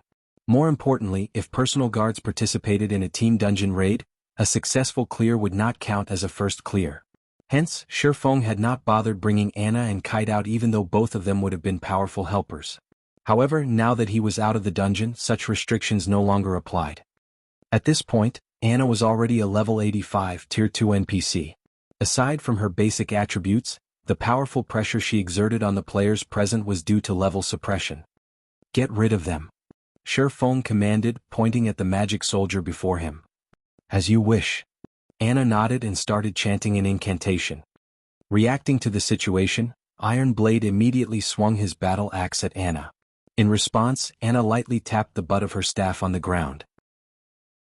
A golden barrier spread out from her staff, pushing Iron Blade over 20 yards away. By the time Iron Blade shattered this barrier, Anna had already summoned a level 85 Golden Giant and 10 level 85 Rock Guardians. She then proceeded to buff their attributes. With just one punch, the level 85 Golden Giant sent the level 55 Magic Soldier stumbling backward by several steps. The disparity in strength resulting from the difference in levels was massive. The enemy players charging toward Shi Feng gasped involuntarily at this scene. Meanwhile, the 10 level 85 Rock Guardians stood guard around Shi Feng, their posture daunting the approaching Dark Hunters and Shadow Claw members, who halted their charge. Although the level suppression system had been tuned down over several system updates, it had not weakened to the point of negligibility. After the difference exceeded 15 levels, the effects of level suppression would become significant. Meanwhile, there was currently a gap of 30 levels between the Dark players and the Rock Guardians. Do you think you all can come and go as you please? Shi Feng sneered as he glanced at the members of the two Dark Adventurer teams that were previously charging at him. All of you should just stay here forever. He then had the 10 Rock Guardians attack the backtracking players. Faced with a bunch of level 50+ Tier 1 Dragonoid players, the level 85 Rock Guardians were able to send a couple flying with every punch. Due to the level suppression, the players' defense had weakened considerably. Even Tier 1 Shield Warriors and Guardian Knights couldn't withstand the blows of the Rock Guardians and were sent flying with a punch. Meanwhile, after fighting for some time, the Black Dragon Shi Feng controlled finally killed one of the 3 magic soldiers, pinning it down. Now, the Black Dragon thoroughly suppressed the 2 remaining magic soldiers, each of its normal attacks taking away over 20,000 HP from the magic soldiers and over 50,000 if it used a skill. At the moment, the magic soldiers and the other players belonging to the 2 Dark Adventurer teams were getting massacred. Commander, we've lost nearly half of our members already. Are we still going to continue fighting? The female cleric standing beside Veiled Spirit asked. From Black Shark's death until now, only a little over a minute had passed, yet they had already lost so many of their members. By the time reinforcements arrived, their entire adventurer team would be annihilated. After pondering for a brief moment, Veiled Spirit gritted her teeth before reluctantly shouting, "Retreat! Have everyone pull away from the battlefield as quickly as possible." The report they'd received regarding Zero Wing was outrageously inaccurate. Right now, she wanted nothing more than to charge into the Starlight Corporation's guild hall and choke the members of the corporation's intelligence unit to death. Zero Wing's current performance was completely different from what was reported, so much so that she suspected the report was actually about an entirely different guild. Chapter 1817 Eclipse Gate Shaken. Hellscythe Undersea Lucky Old Cat. The Golden Giant and Rock Guardian's sudden participation turned the situation around, giving the 3 guilds an overwhelming advantage. After hearing Veiled Spirit's command to retreat, both the Shadow Claw and Dark Hunters members scattered and fled the battlefield. However, Shi Feng had no intention of letting the 2 adventurer teams get away, and he ordered his team to give chase and kill as many enemy players as possible. If not for the fact that their team fully consisted of the 3 guild's Tier 2 players, Zero Wing would have definitely suffered a severe loss from this ambush. The guilds had also gotten lucky that the 2 adventurer teams that had ambushed them weren't capable of using their trump cards to their full potential. If the Dark Hunters had also brought 200 Tier 2 players, and they all consumed the basic dragon potion, they would have been extremely difficult to deal with. If Zero Wing's members fought Tier 2 Dragonoid players, in Shifeng's opinion, only Gentle Snow, Fire Dance, Cola, Violet Cloud, Zhao Yueru, and Aqua Rose would be guaranteed to win a one-on-one fight. Everyone else would have a 50% chance at best. Shadow Claw's magic soldiers shouldn't be underestimated either. Unless one amassed a large number of magic soldiers, they wouldn't be able to exhibit their abilities in full. 10 magic soldiers simply weren't enough to display their true power. Magic soldiers would only be able to activate the magic arrays on their armor when 100 stood together. If those magic arrays activated, the 100 magic soldiers could even trample over 20 Tier 4 mythic monsters of the same level. At one point in the past, 100 magic soldiers had joined a battlefield of Tier 2 players. The magic soldiers had been killing machines, allowing a first-rate guild to fend off a sieging superpower and defend its town successfully. When players fought each other in God's domain, it was practically impossible for one side to push the other to the brink of extinction in a single battle. After all, the world of God's domain was not reality. Players could resurrect after dying. Hence, players generally had to undergo a long fight, whittling their opponent's strength down until their opponent could no longer resist. Although it was impossible to exterminate the adventurer teams, now that the 2 adventurer teams had scattered and run, Shifeng needed to do everything in his power to weaken the adventurer teams. This way it would take the 2 adventurer teams a lot more time to recover. However, after the removal of Dark Precinct, it became extremely difficult to catch up with the escaping Dark players. To make matters worse, the marshy forest's layout was extremely complex. As a result, the fleeing Dark players escaped the 3 guilds' pursuit very quickly. Only the guild's rangers and assassins could continue the chase. The other classes had to watch on, powerless, as their targets disappeared. In less than a minute, the 2 Dark Adventurer team's members had thoroughly disappeared into the dense forest. Commander, the other Adventurer team's commanders say that they'll arrive soon, and they're asking about the battle situation, the female cleric following Veiled Spirit reported. How should we respond to them? What's the situation? Veiled Spirit frowned, fury on her face as she continued, tell them that they can fight all they want. Shadow Claw will take no part in this. The female cleric was speechless. However, she more or less understood her commander's mood. Shadow Claw had suffered severe losses in this battle. This was the first time their adventure team had suffered so drastically. Moreover, the information the Starline Corporation had given to them had been painfully inaccurate. It was only natural for Veiled Spirit to be furious. The female cleric immediately conveyed Veiled Spirit's reply, word for word, to the commanders of the various approaching adventurer teams. Commander, it seems Shadow Claw's commander is somewhat angry, saying that Shadow Claw is pulling out of this hunt, and that we can go ahead and continue the fight if we want. The Dark Hunters have also left the area. Should we continue forward? This is interesting. It seems both Shadow Claw and Dark Hunters have suffered quite a loss at the hands of Zero Wing. Since that is the case, let us return. When the other approaching adventurer teams received Veiled Spirit's reply, they all gave up on the thought of encircling Zero Wing. Both Shadow Claw and Dark Hunters were top-ranking adventurer teams in Dark Soul. If even these 2 adventurer teams had suffered a major loss after attacking Zero Wing, then their adventurer teams would definitely fail.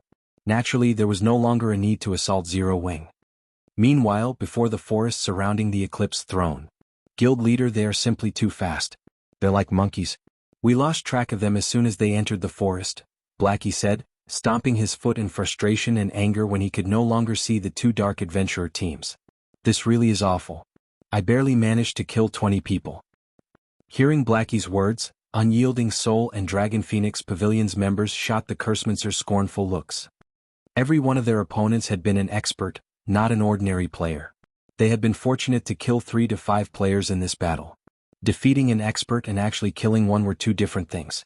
Normally, one would be hard-pressed to stop an expert's escape. Some experts even had life-saving tools to help them flee dangerous situations. If the 2 adventurer teams heard Blackie's words, they'd cough blood in anger. Alright, the battle's over. Everyone loot the battlefield quickly. It's best if we don't linger, Shifeng said through the team chat. He knew a little about the Dark Hunters and Shadow Claw, both of which belonged to the Dark Alliance known as Dark Soul. The adventurer teams capable of joining Dark Soul were all top adventurer teams. During its peak, Dark Soul had included over 40 adventurer teams. The alliance had been stronger than any one of the 6 great dark guilds in God's domain in the past. Although Dark Soul had yet to reach its peak, it should have around 10 or so adventurer teams at the very least. Since 2 of Dark Soul's adventurer teams had appeared here, he could not rule out the possibility that the alliance's other adventurer teams would as well. His team was already exhausted. There were fewer than 140 players still alive. Trying to fight several more dark adventurer teams now would result in greater losses. Unyielding Heart and Phoenix Rain nodded in agreement. They then instructed their subordinates to clean up the battlefield swiftly and leave the area. Shortly after Shifeng's team left the area, several dozen players emerged the dense forest. However, these players were from the various dark adventurer teams. Rather, they were independent players that had come to the jungle to grind energy essence. Zero Wing is too amazing. That was the first time I've seen such an amazing battle. Indeed. Despite only having a 200-man team, Zero Wing repelled an army of over 2,000 experts. This result is simply absurd. Rumors really can't be believed. Zero Wing is way stronger than the rumors make it out to be. Some of my friends have been urging me to join a first-rate guild, but looking at it now, it seems that Zero Wing would be a better choice. I recorded the entire battle. Once I return, I'm going to boast the heck out of this at the bar. These independent players' eyes glowed with excitement as they looked at the direction Shifeng and the others disappeared to. While they did not know the identities of the 2 adventurer teams that attacked Zero Wing's team, they knew that those players had been experts based on their combat standards. Yet, despite these 2,000-plus experts revealing one trump card after another, Zero Wing's victory had been decisive. Naturally, the independent players had no intentions of keeping the battle a secret. Immediately, they posted the videos they had recorded on the official forums, allowing every player in the Eclipse gate to view them. What's going on? 2 superpowers are fighting near the Eclipse throne? Wait, isn't that Zero Wing? Did some superpower try to ambush their team? Zero Wing's gentle snow is so strong. She killed nearly 100 people in one hit. When the public saw the independent players' video, their blood boiled with excitement. The standard of the battle between Zero Wing and the 2 dark adventurer teams was unprecedented. The battle had completely shattered their understanding of guild wars. Other kingdoms' independent players, in particular, gained newfound recognition of Zero Wing. They had never thought that Starmoon Kingdom's ruling guild would be so powerful. News of this battle also reached the various major powers' intelligence members. These intelligence members relayed the information to their respective upper echelons immediately.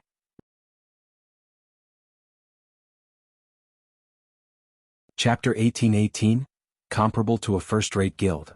Hellscythe Underlucky Old Cat. Dark Knight Empire, Light Shadow Citadel. A lofty tower sat in the middle of the city, and hovering above this tower was a gigantic, dark purple crystal. The crystal created a magic barrier that enveloped the city, and the crystal could be seen clearly by the large number of players walking throughout the streets. There were also a large number of NPCs and dark creatures such as demons, abyssal demonkin, vampires. The multiracial population in Light Shadow City far surpassed that of Kingdom's dark cities. Many neutral race NPCs hawked their wares along the city streets, a sight that was even rare in other empires' dark cities. Light Shadow City was no less prosperous than Dark Knight City, the Dark Knight Empire's capital. Moreover, Light Shadow City had a wider variety of races. Meanwhile, a luxurious, 5-story tall mansion stood in the city's lively central district. A large number of players came and went from the mansion, and all of them were either extravagantly dressed merchant players or level 54+ experts. When the players in line outside of the mansion saw these merchant and expert players, they couldn't help but feel a little envious. These players' levels and equipment are amazing. They're even better than the experts in first-rate guilds. That's only natural. Although Dark Soul is an alliance, not a guild, it periodically raids team dungeons. The alliance also frequently plunders the various large guilds' elite teams and main forces. Of course, its members have excellent weapons and equipment. Moreover, despite such banditry, the various large guilds are utterly powerless to do anything about it. For example, one first-rate guild went all out to deal with Dark Soul, but in the end the Alliance had annihilated its army, and the guild was eventually forced to disband. That's right. It was due to that success that Dark Soul is holding a mass recruitment. When I heard about it, I dropped what I was doing and came here. It would be great if I could join the Alliance. If we get to join Dark Soul, we'll be able to move through the Dark Knight Empire and the several neighboring kingdoms unhindered. Even the various dark guilds will have to treat us with respect. In addition, if we join one of the top 5 adventurer teams after joining Dark Soul, such as Shadow Claw, the Copper Eagle Kingdom's #1 Dark Adventurer team, or Dark Hunters, which has recently become famous in the Dark Knight Empire, we'll be set for life. I hope I can get into one of the top 5 adventurer teams too.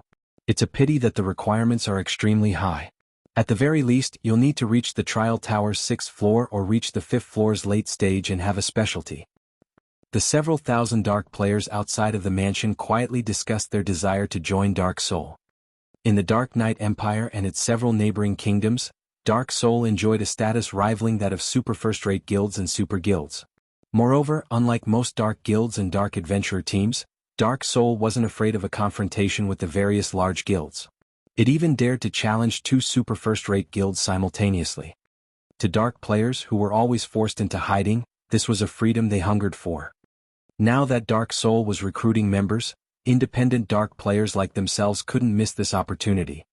Meanwhile, inside an office on the mansion's topmost floor, a young man stood by the office's window. As the young man observed the independent players outside of the mansion, a grin spread across his face. This man was none other than Tiger Breaker, Dark Soul's Alliance Master. Alliance Master, since we announced the recruitment, over 2,000 players have passed our test already.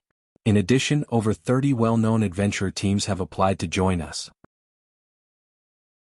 With these new recruits, once we receive the resources the Starline Corporation promised, we'll be able to nurture 2 or 3 well-equipped expert legions quickly, a level 55 male elementalist wielding a withered wooden staff reported. Good. Pathless, you've done well this time. As long as the other adventurer teams deal with Zero Wing, we won't have any problems acquiring the promised resources, Tiger Breaker said, smiling.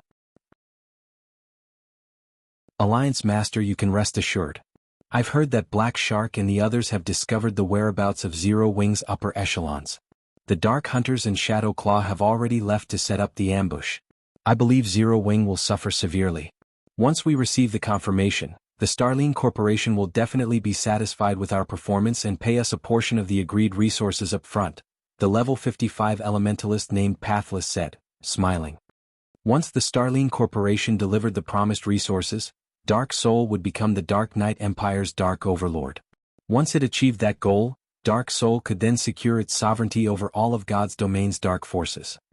While Tiger Breaker and Pathless conversed, Pathless received a message. After reading it, however, his complexion paled. Has something happened?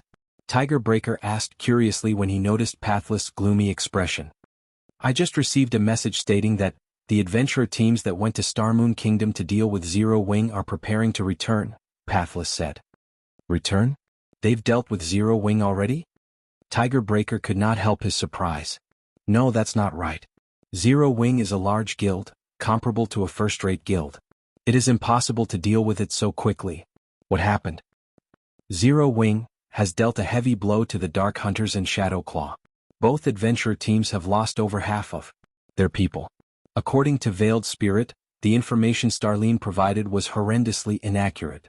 The Zero Wing they encountered was an entirely different guild than what the reports had mentioned. Due to this unexpected development, the various adventurer teams' commanders have decided to return to Light Shadow City and discuss the matter further. Pathless said quietly. How is that possible? That's Dark Hunters and Shadow Claw we're talking about. They simply left to deal with Zero Wing's main force. How could they possibly lose? They even lost over half of their teams? Tiger Breaker stared at Pathless in shock. Also, what does Veiled Spirit mean that Zero Wing is a different guild? Alliance Master, these are the battle videos some of the players had recorded. Why don't you take a look? The situation confused Pathless as well. Following which, he forwarded the videos he had received from his subordinate to Tiger Breaker. Battle videos? Tiger Breaker began to examine the videos after he received them. The first video showed the 2,000+ members from the Dark Hunters and Shadow Claw adventurer teams using trump cards that even surprised Tiger Breaker. Another video showed a female berserker killing Black Shark in a matter of seconds. Said female berserker had also killed nearly 100 players with one attack. The final video showed Shifeng summoning a black dragon and killing a magic soldier in just a few seconds. The swordsman had also summoned his personal guard, rampaging and slaughtering the two dark adventurer teams and forcing them into a disadvantageous position. This is Starline's so-called comparable to a first-rate guild? Tiger Breaker's face flushed with anger as he watched the videos. Are Starline's intelligence members sleeping on the job? How is this comparable to a first-rate guild? A first-rate guild's main force can wipe out two of Dark Souls' top-ranking adventurer teams. Pathless, contact Lu Xinglua and tell him that if he wants to get rid of Zero Wing, he'll have to triple the pay we agreed on. Otherwise this transaction is over. Understood. I'll contact him right away. Pathless was just as furious after watching the videos. He felt that the Starline Corporation had toyed with Dark Soul.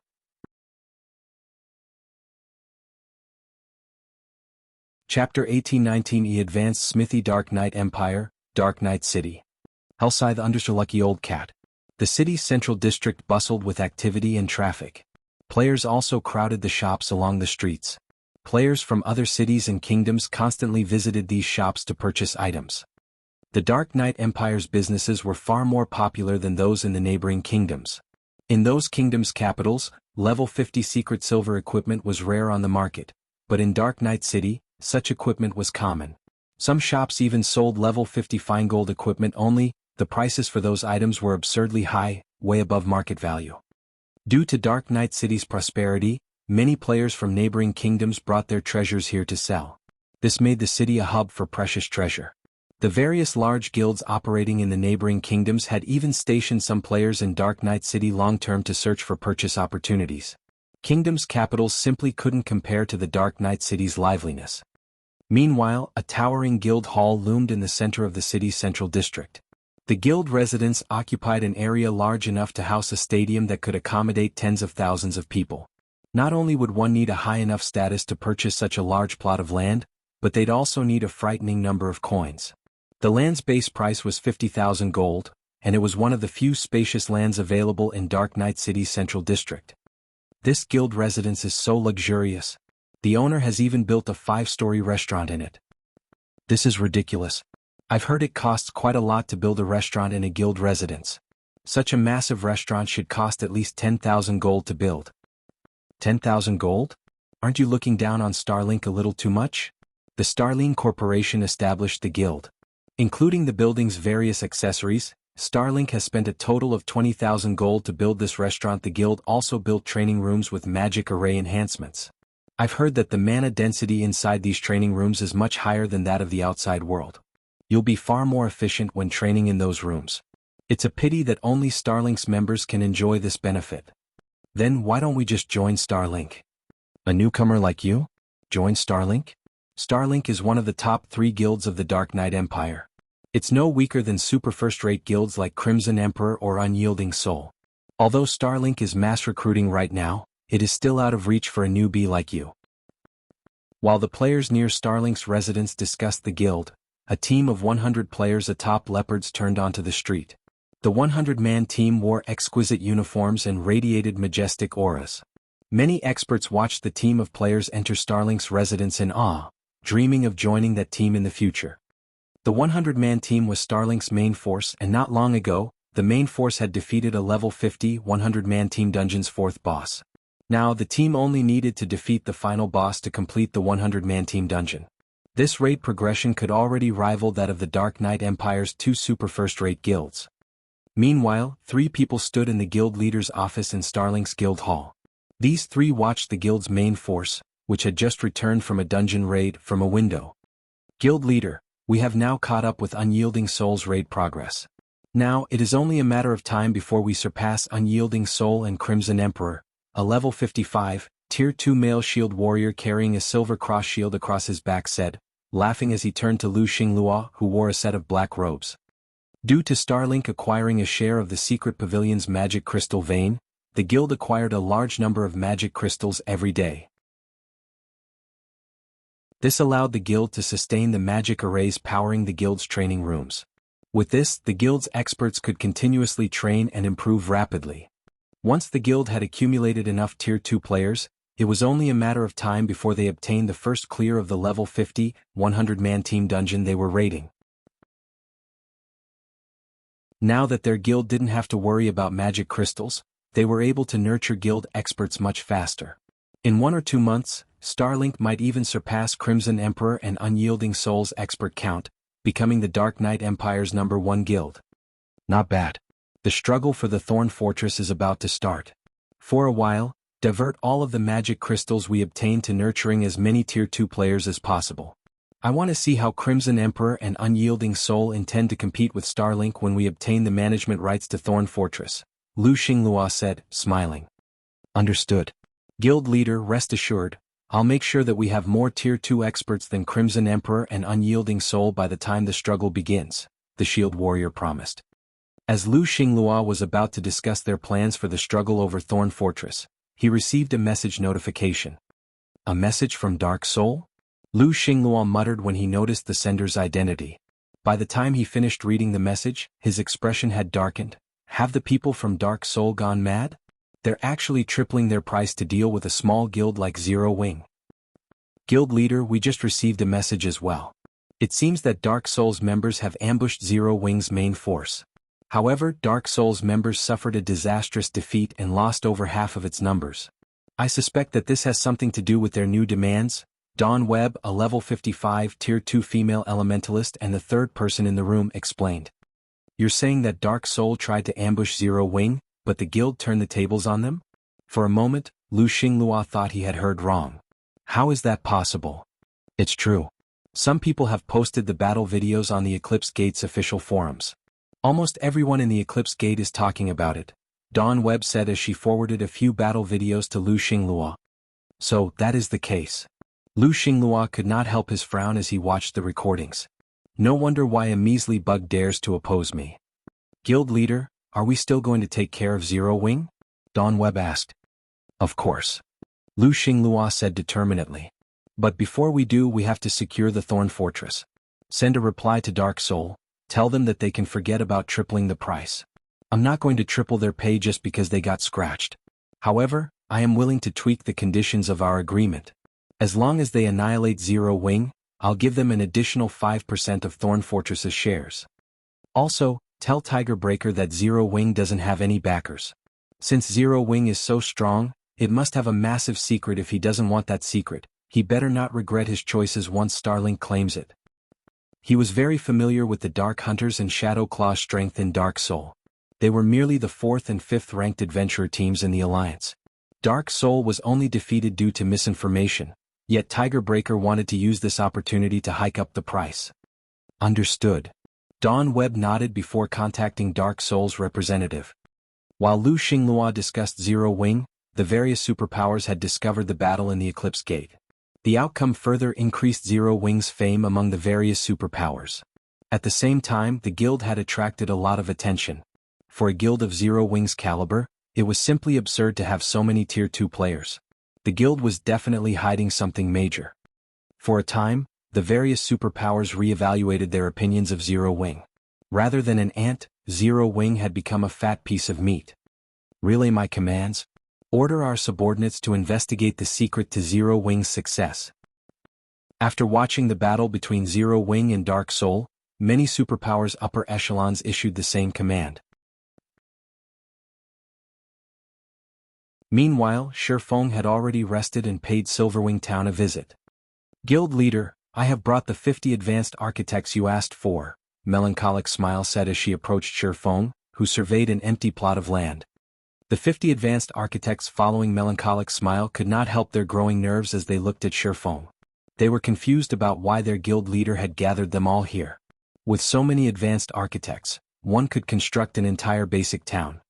Good. I've gathered you all here today to build the construction on this design, Shifeng said. He then retrieved a stack of old parchment from his bag. This stack was none other than the advanced Smithy design.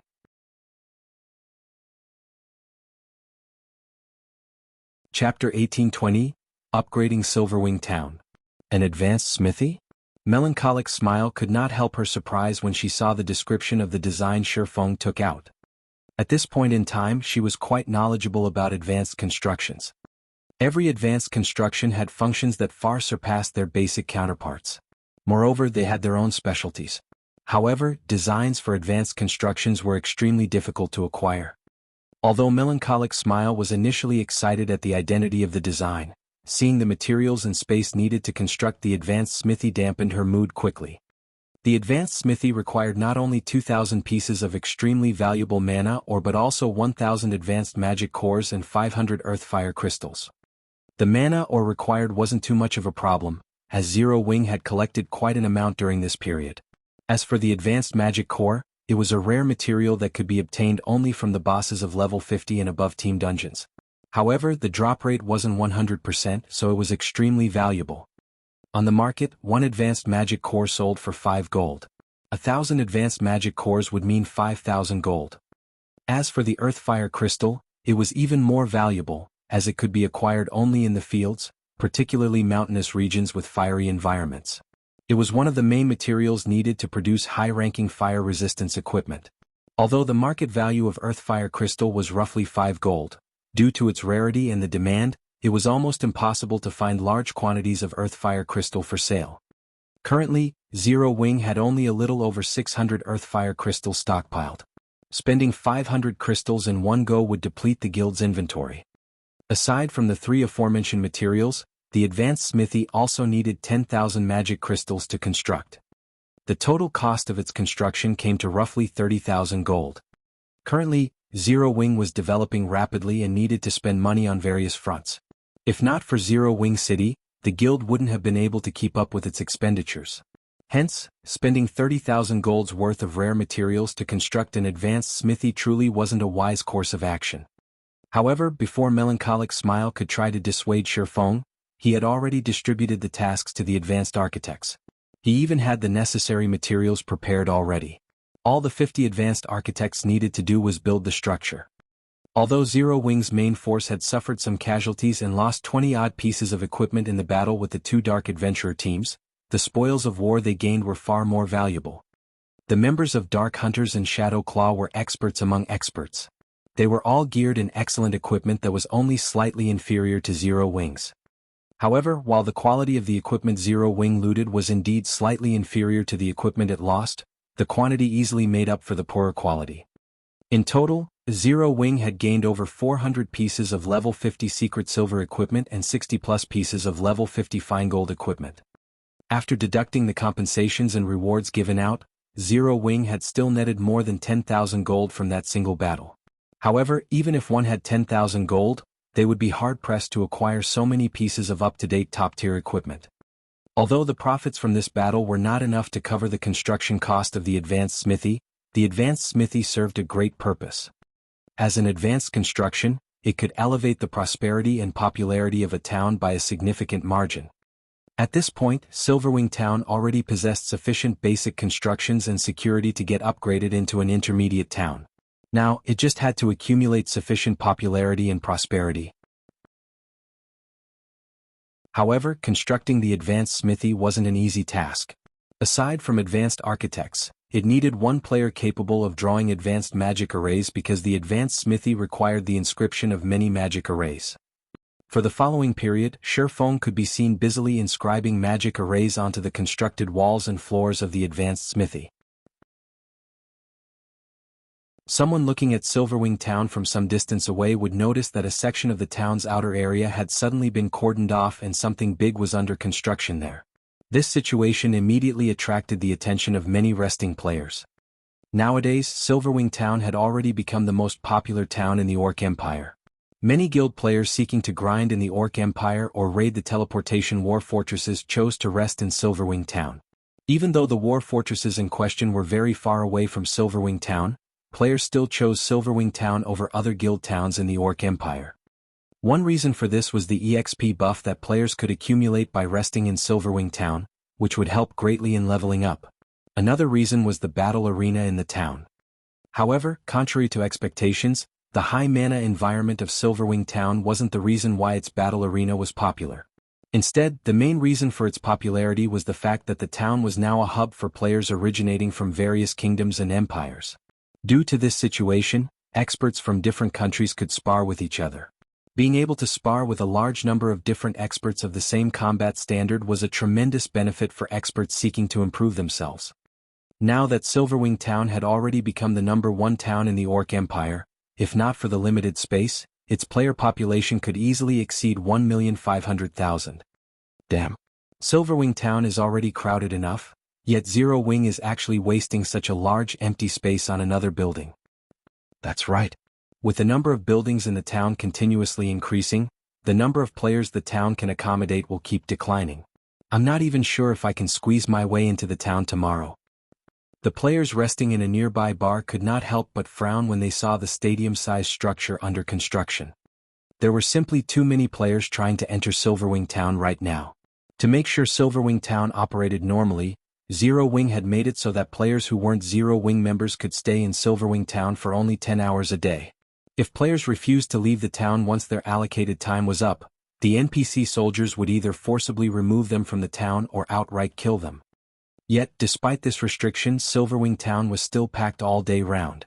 At this point, Zero Wing had limited the number of players allowed inside the town at one time to just 800,000.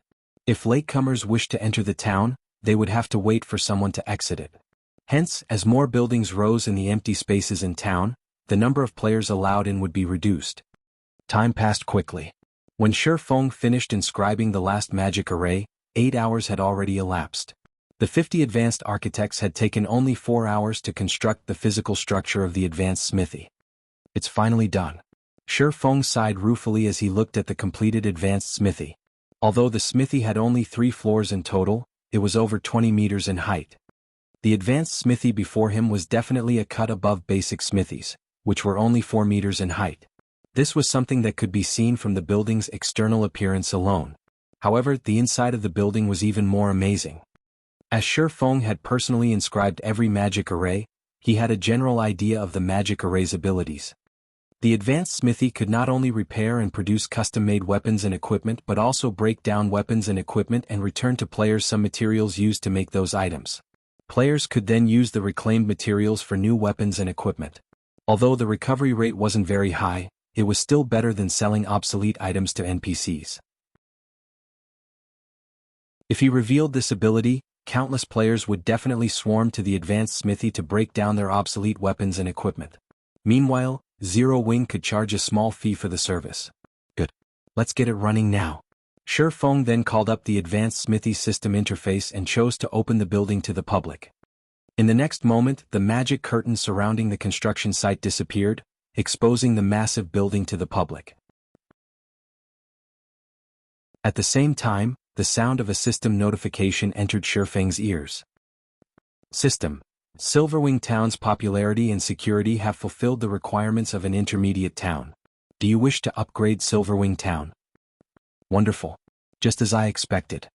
Feng could not help feeling joyful when he heard the system notification. He had been waiting for this moment for a long time now. He immediately chose to upgrade Silverwing Town.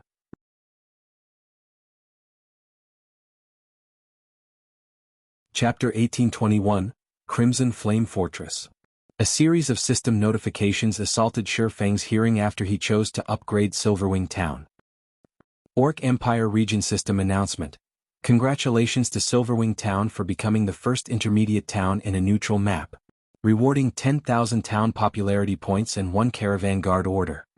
Silverwing Town Region System Announcement. Silverwing Town will undergo a promotion. All players will be teleported out of the town in 1 minute. Silverwing Town Region System Announcement. Silverwing Town's promotion will take 30 minutes. Please wait patiently until it is complete. The system announcements repeated 3 times, echoing in players' ears in their respective regions. What? A promotion? They're already upgrading Silverwing Town. How did Zero Wing do it? Amazing. Once the town is upgraded, we'll have a much easier time getting in. For a time, Silverwing Town's players were in an uproar over the sudden promotion. As for the various large guilds' upper echelons, they wore solemn expressions when they received a report on this matter. The fat piece of meat that was Silverwing Town had already been tempting to the various major powers, and they had been trying to find a way to claim it for themselves, but the improvement speed of the town's defenses was simply absurd. The NPC soldiers the town had recruited were also becoming increasingly powerful. Including the 5 magic towers, none of these superpowers felt powerful enough to capture Silverwing Town. Hence, they decided to continue accumulating their strength for now. However, Silverwing Town's promotion to an intermediate town was a huge problem. Not only would Silverwing Town be able to construct more defensive structures, but the number of NPC soldiers it could hire had also increased from 1,000 to 2,000. That would effectively double the town's defensive capabilities. In terms of basic attributes, NPC soldiers were far superior to players. In addition, Silverwing Town soldiers were more than 10 levels higher than current players. If players wished to deal with these NPCs, they would have to employ Zerg tactics.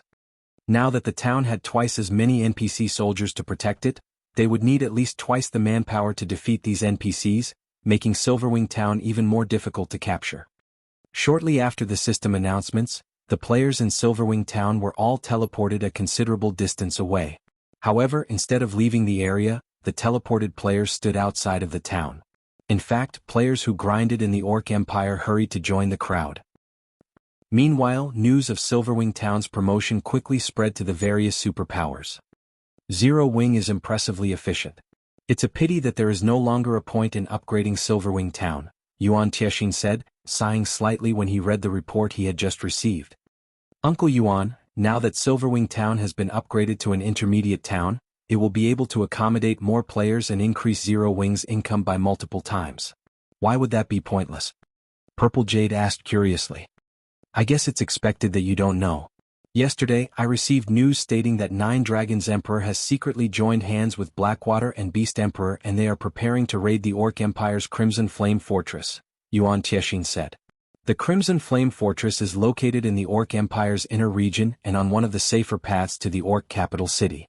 In addition, the fortress offers teleportation services. Once the Crimson Flame Fortress has been captured, it'll generate massive profits for the 3 involved parties. It'll also allow them to raid the Orc capital city far more quickly. What? That's the Crimson Flame Fortress. Based on our investigations, its raid difficulty ranks among the top 5 teleportation war fortresses in the Empire.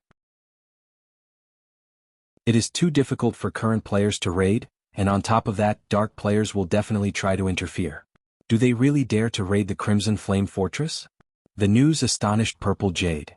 There were countless orcs inside the Crimson Flame Fortress, and the lowest leveled among them was level 60, with the highest leveled orcs being level 75.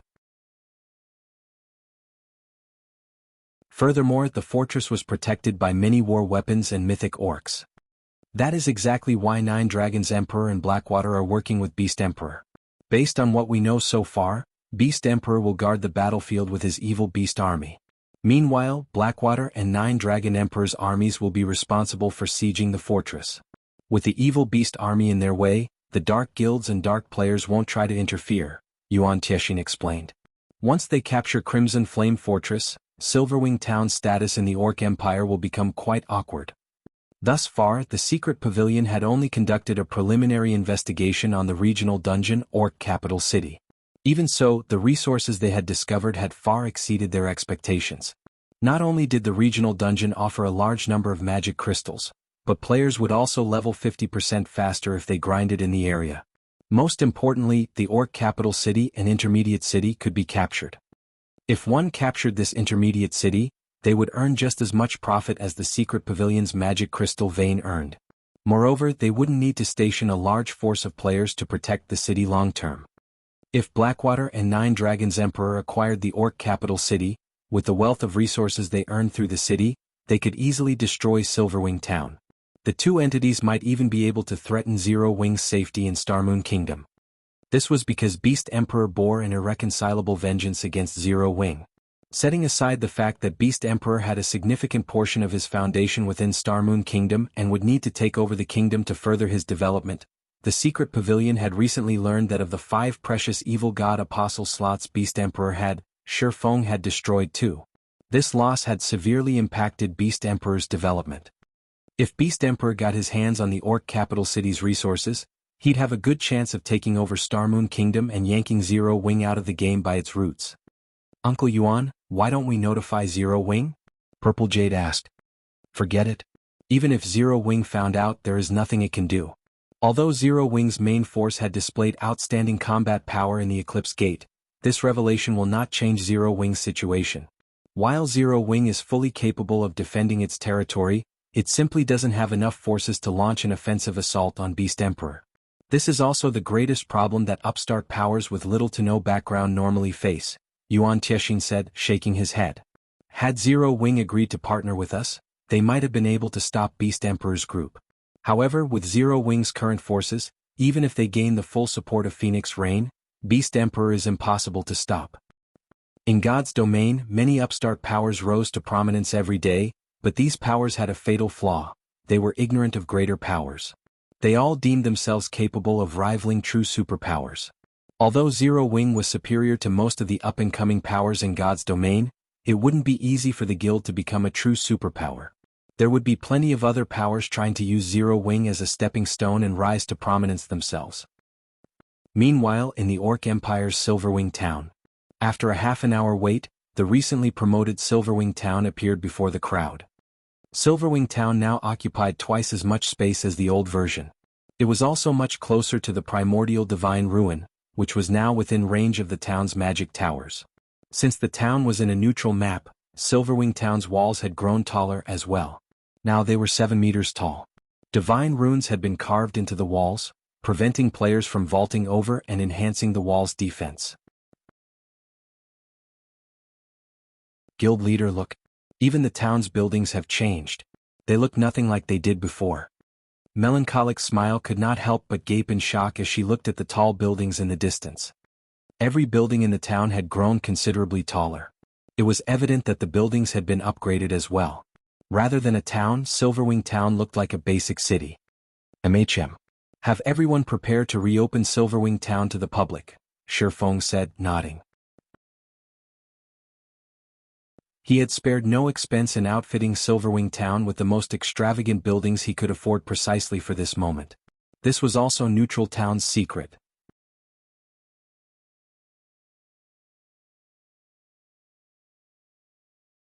Chapter 1822, Town Opening Silverwing Town. Under Shifeng's command, it took less than 20 minutes to complete the preparation work for Silverwing Town's reopening. Moreover, thanks to the reserve NPC guards Magic King Craig Midlands had prepared beforehand and the large number of NPCs that had come looking for work after the town's promotion completed, they had quickly filled the additional 1,000 NPC soldier slots Silverwing Town had gained. Craig Midlands himself had inspected all 1,000 of these new NPC soldiers.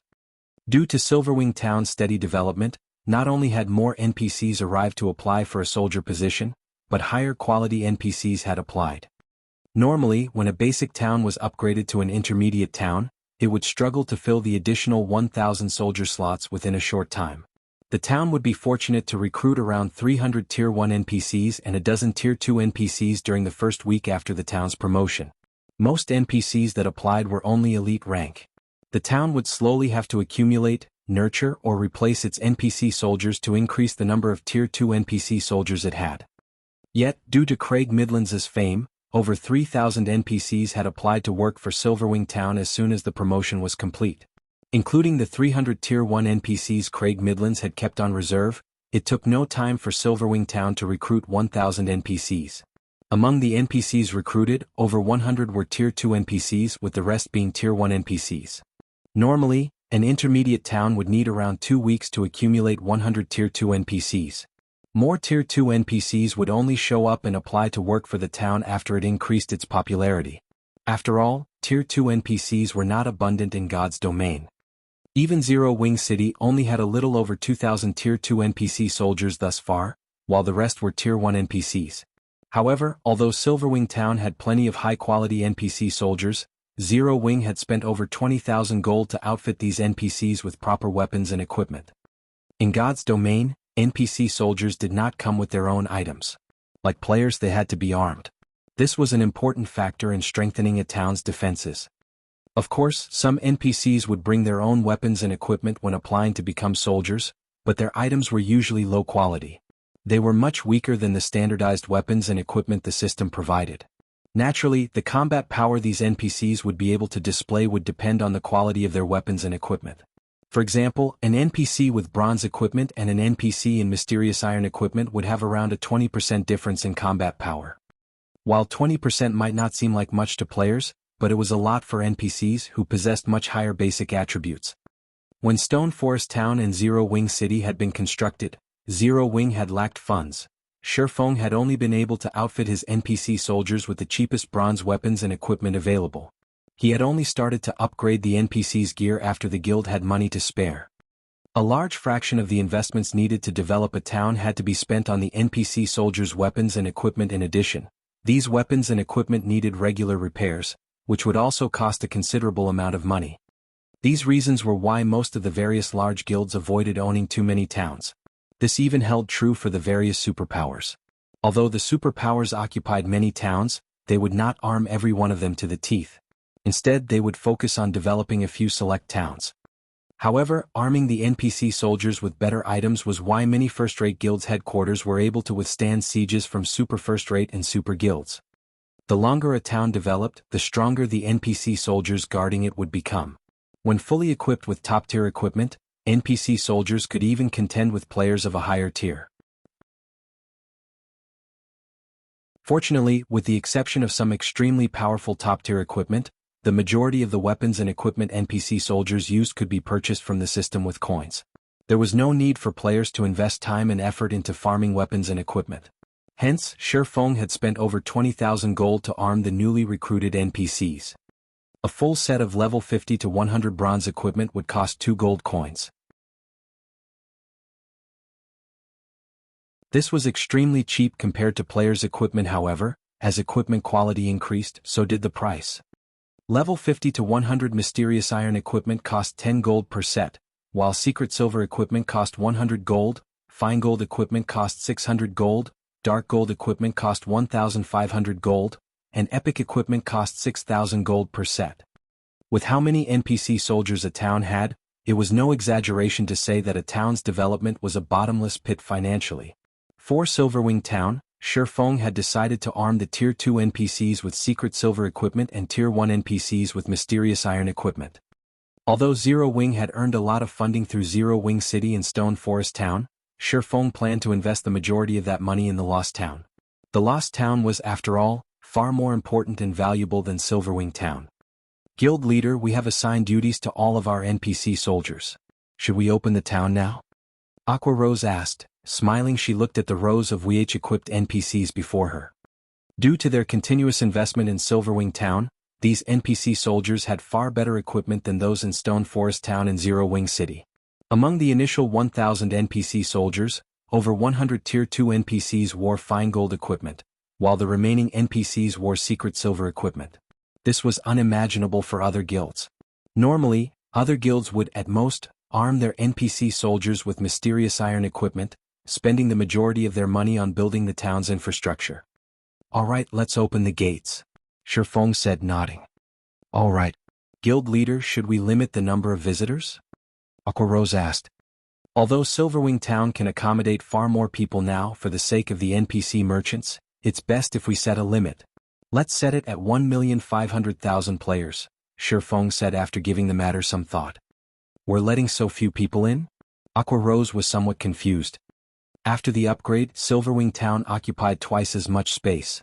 Even if they allowed 2 million players in, the town would, at most, be as crowded as it had been as a basic town. That's quite a lot already, actually. Shifeng could not help but laugh at Aqua Rose's greed. Moreover, Silverwing Town isn't just meant for players. We need to leave some space for NPCs. Leave space for NPCs? Aqua Rose's confusion grew after listening to Shifeng's explanation. In any case, open the town to the public. You'll understand what I mean in a moment, Shifeng said as he gazed at the anxious crowd outside of the town. He did not bother to explain further.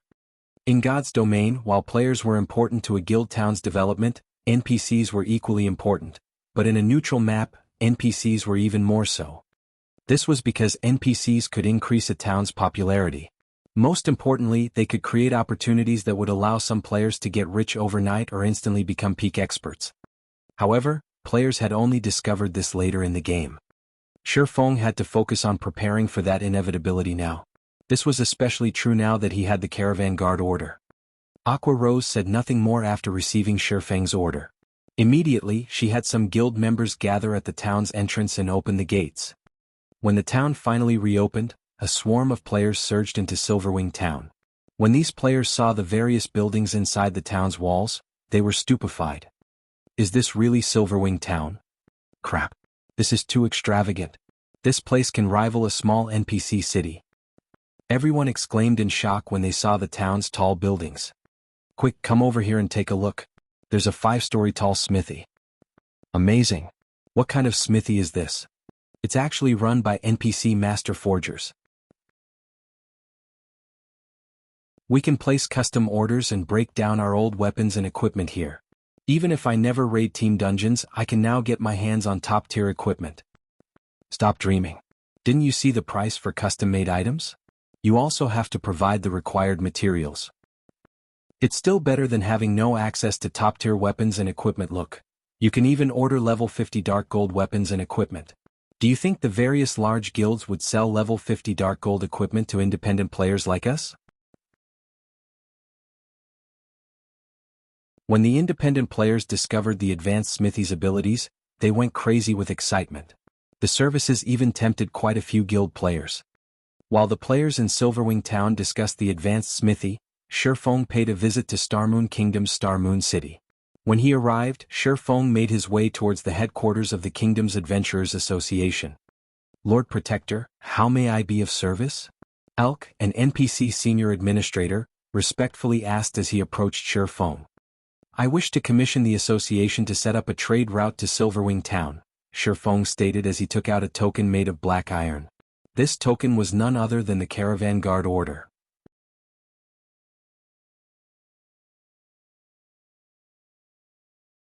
Chapter 1823, Setting Up a Trade Route. Setting up a trade route? Senior Administrator Elk was surprised when he saw the black iron token in Shifeng's hand. He then warned Shifeng, Lord Protector, although you have a Caravan Guard Order and indeed qualify to set up a trade route to a town, I must warn you that it is not such an easy task. The cost involved is astronomical. Moreover, since you are setting up a trade route to Starmoon Kingdom's capital city, not only will the cost be much higher, but the risks are also significant. If you abandon the operation before it is complete, this Caravan Guard Order will become useless. I understand. However, I am confident in securing a trade route to Silverwing Town, Shifeng said, nodding. He knew what it meant to set up a trade route. After all, he had done so many times during his previous life. If a guild town wanted to become more attractive to NPC merchants and increase the town's development speed, it had to have trade routes. Once the trade routes were in place, the town would acquire another benefit. The town in question would gain priority over rare items that NPC merchants transported. In addition, NPC merchants that used the trade route would pay the town a usage fee. While these privileges might not seem like much, they would become a neutral town's main income source before it became a city. As a town's popularity increased, more NPC merchants would visit it. Even ordinary NPCs that used the trade routes would have to pay a usage fee. The trade route would become a safe path to the town and would include high-tiered NPCs to escort visiting and departing NPCs. Not even level 100 players would dare to ambush such a trade route. Although the usage fee was only 80 coppers per NPC, if 100,000 NPCs used the trade route each day, the trade route would generate 800 gold each day. Moreover, this was only one trade route. As the ruling guild set up more trade routes, the town would generate more income. However, players could only set up trade routes for neutral towns. This function was not available for guild towns and kingdoms and empires. This function was only available to intermediate towns and above as well. In addition, the number of NPCs that visited a guild town via the trade route would depend on the NPC city the town was connected to. The more prosperous the NPC city was, the more NPC visitors a guild town would see. If players set up a trade route to a capital city, it was almost guaranteed that their guild town would see 100,000 to 200,000 visiting NPCs every day. If the trade route were connected to an ordinary NPC city, the town would only receive around 20,000 to 50,000 NPCs.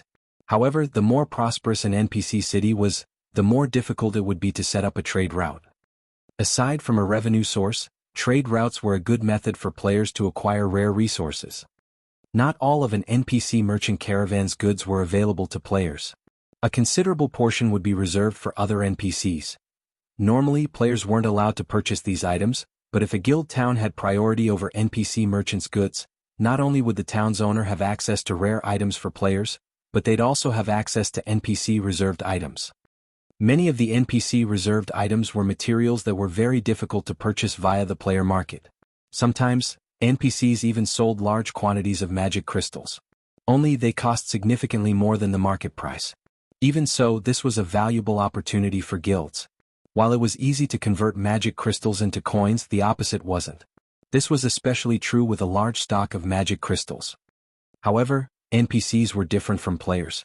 NPCs had a much easier time acquiring magic crystals because NPCs occupied most or veins that were capable of producing magic crystals and within kingdoms and empires' borders. It was fairly normal to find NPCs who sold magic crystals carrying a stock of 5,000 to 10,000. On the other hand, one would be hard-pressed to purchase 5,000 to 10,000 magic crystals from players. NPC merchants occasionally sold rare advanced designs as well. Although these designs would similarly be overpriced, their rarity made the cost worth it. After all, it was almost impossible to purchase advanced designs from other players.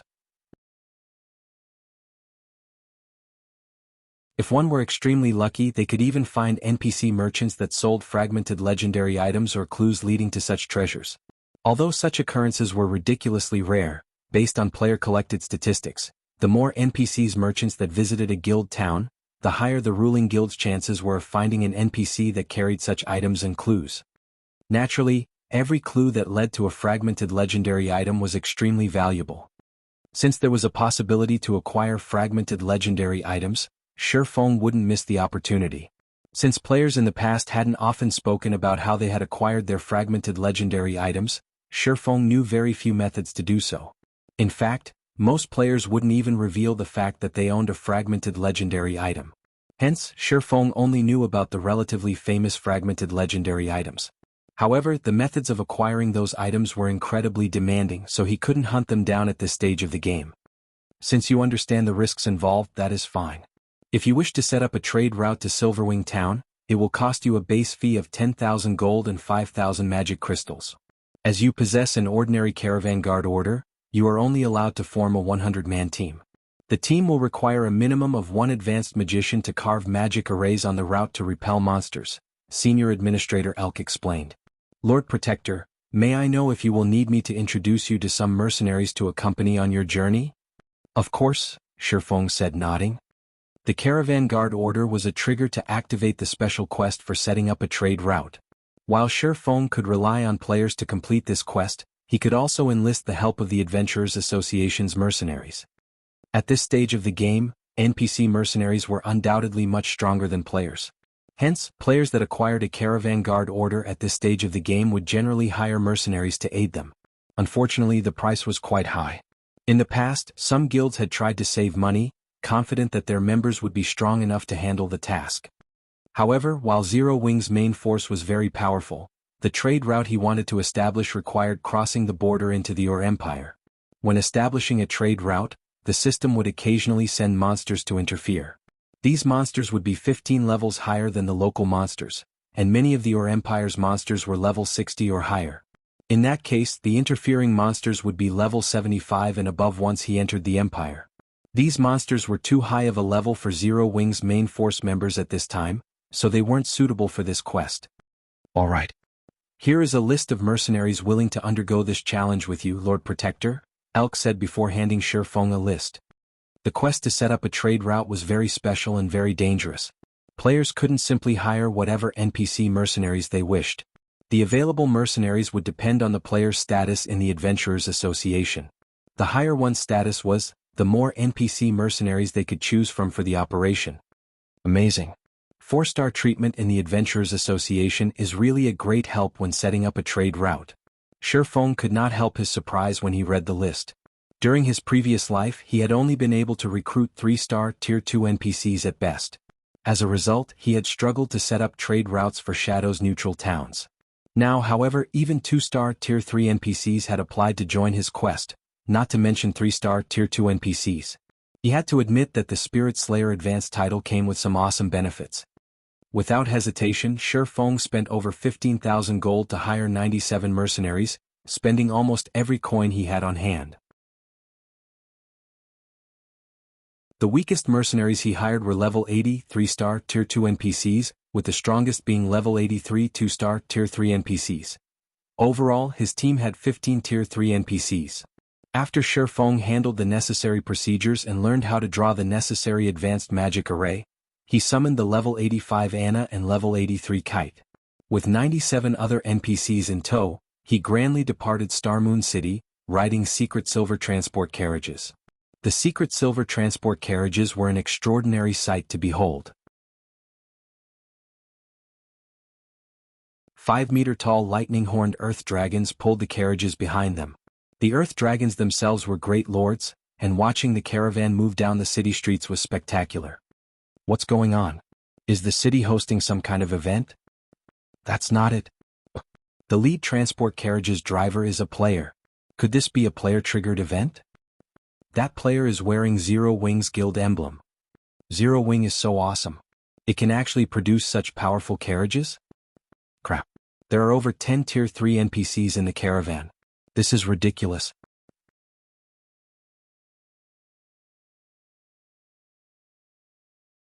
Chapter 1824, Strong Legion. Shortly after the 10 secret silver transport carriages being pulled by lightning-horned earth dragons appeared on the streets of Starmoon City, the sight quickly sent the entire city into an uproar. The adventurer teams that made a living by delivering items were green with envy as they looked at the transport carriages. Transport carriages might not seem particularly important in the game right now, as players could simply store items inside their bag spaces and teleport to other cities. However, as players reached higher levels, transport carriages would become increasingly relevant. The number of items that could not be stored inside players' bag space would increase as players progressed further into the game. Such non-bag space items were extremely valuable, and the only way to transport them was via transport carriages. Meanwhile, the adventurer teams could purchase only horse-drawn transport carriages. On the other hand, the secret silver transport carriages had great lord-ranked lightning-horned earth dragons pulling them. There was simply no comparison between the two. Just the aura of the earth dragons was enough to scare away the mobs one would normally come across out in the fields. Not to mention the transport carriage itself was like a huge house. One could easily imagine how many non-bag space items the transport carriage could store in such a huge transport carriage. As expected of Starmoon Kingdom's #1 guild. I wonder when our adventurer team will be able to obtain a transport carriage like that? That's right. If we have a transport carriage like that, we can earn over 10 gold per delivery trip. The adventurer team members seated on the advanced transport carriages parked along the streets cast covetous looks at the lightning-horned earth dragons. Currently, the minimum price in the delivery business for transporting a non-bag space item was 1 silver coin. The price scaled up depending on the distance traveled. Meanwhile, the adventurer team members estimated that the secret silver transport carriage could carry over 100 non-bag space items. This assumption was because the advanced transport carriages they owned were only the size of an ordinary horse carriage but could already carry a maximum of 60 non-bag space items. No matter how they looked at it, the house-sized transport carriages should be capable of transporting at least 100 non-bag space items. Only Shi Feng knew that the value of the secret silver transport carriage was actually not the slightest bit inferior to a secret silver speedboat. The secret silver transport carriage could carry 350 non-bag space items and 30,000 bag space items. The 10 transport carriages lent to him this time were meant to convey the materials needed to carve special magic arrays. Each of these materials took up 1 non-bag space slot. Moreover, in terms of speed, the lightning-horned earth dragons were superior to even dark gold mounts. While the players on the streets were talking about the secret silver transport carriages, the lightning-horned earth dragons took only a few seconds to disappear from everyone's sight as they galloped toward the city's main gate. Although some members of large guilds tried to follow Shi Feng and investigate his actions, their mysterious iron mounts could only eat the earth dragon's dust as they watched the secret silver transport carriages disappear from view. Sure enough, secret silver transport carriages are really fast. If Zero Wing can acquire one, transporting diamond wood and 7 luminaries crystals on land would be a lot easier. Shi Feng could not help but be astonished as he looked at the scenery rapidly flashing by. If a transport carriage possessed such speed, even robbing it would become a very tough proposition.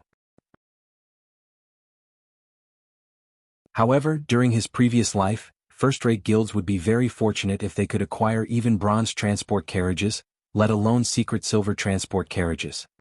After traveling for about half an hour, Feng arrived at a crossroads. He then stopped the caravan and had all the NPCs stand guard. Someone traveling from Starmoon City to Silverwing Town on a dark gold mount wouldn't be able to complete the journey even after traveling continuously for 5 or 6 days.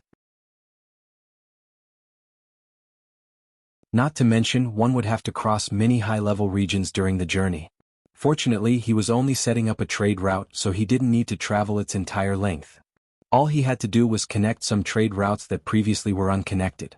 By doing so, he would be able to bypass a few high-level regions and carve out a trade route to Silverwing Town that would come across monsters no higher than level 80. If this task were left to a first-timer, creating such a safe path without several days' worth of research would be impossible, due to a lack of familiarity with the existing trade routes of Starmoon Kingdom. Feng, however, knew the trade routes present within the kingdom like the back of his hand. After all, back when he was serving as Shadow's guild leader, he had been the one responsible for setting up the majority of the trade routes owned by Shadow. Hence, he was well aware of which existing trade routes would get him from Starmoon City to the borders of the Orc Empire safely and swiftly.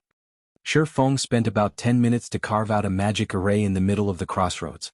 When he activated the magic array, a blue ripple spread out from the magic array and stopped only after covering a 30,000-yard radius.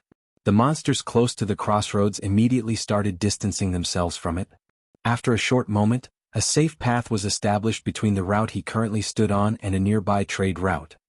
After completing this task, he led his caravan toward the nearest NPC town.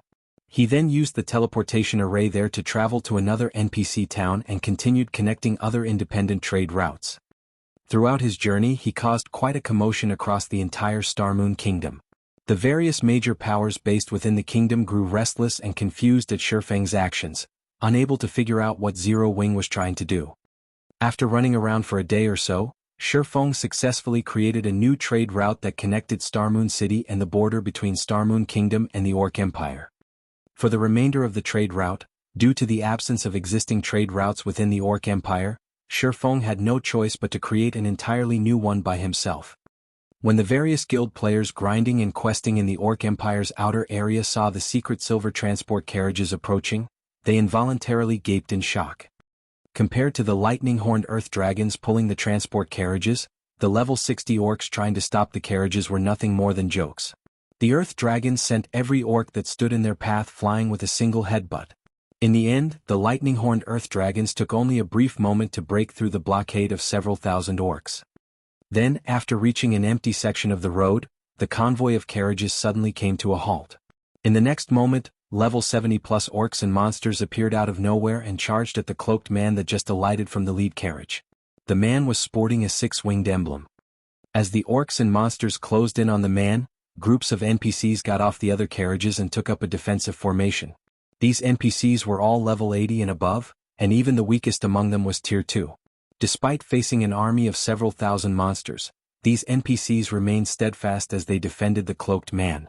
Meanwhile, the dozen or so tier 3 NPCs fighting in the front lines sent groups of lord-ranked orcs and monsters flying with a casual attack. Among these NPCs was a golden-haired beauty that summoned a great lord-ranked golden giant, which thoroughly suppressed the great lord-ranked orc leading the assault on the caravan. Meanwhile, every offensive spell cast by the golden-haired beauty wrenched a cry of pain from the great lord-ranked orc, whose HP decreased rapidly. The army of several thousand orcs and monsters were utterly helpless against this 100-man team. The monsters couldn't even get within 30 yards of Feng before dying at the NPC's hands. The horrific scene made the spectating guild players nearby shudder in fear. Meanwhile, the spectating guilds included the Blackwater Guild, which Feng was very familiar with. Currently, there was a 1,000-man team from Blackwater present led by Singular Burial. At this moment, however, Singular Burial no longer had a tyrannical air around him. After suffering consecutive defeats, he had lost all his corporate backing, which left him in an extremely awkward position in the Blackwater Guild. Now he was only an inconspicuous elder in Blackwater. Moreover, he was only level 53 right now. He looked nothing like the almighty guild leader of Heaven's Burial. Who is that person? How is he able to control so many NPCs? Wait a minute. Isn't that female NPC one of Black Flame's personal guards? She is. That's Anna. Crap. Doesn't that mean that player is Black Flame? Not good. Black Flame is looking over. At this moment, when Blackwater's members looked at Feng, fear flooded their hearts because they were all fully aware that he could command the NPCs around him to reap their lives at a whim. Meanwhile, they would be utterly powerless to do anything about it.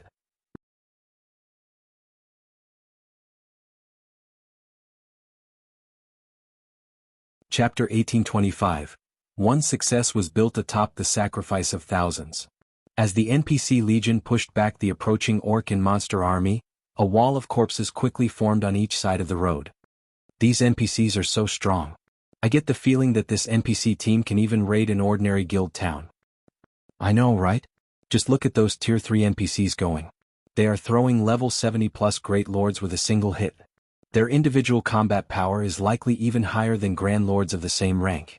Even if these tier 3 NPCs aren't enough to raid a guild town, they're more than enough to kill every one of us.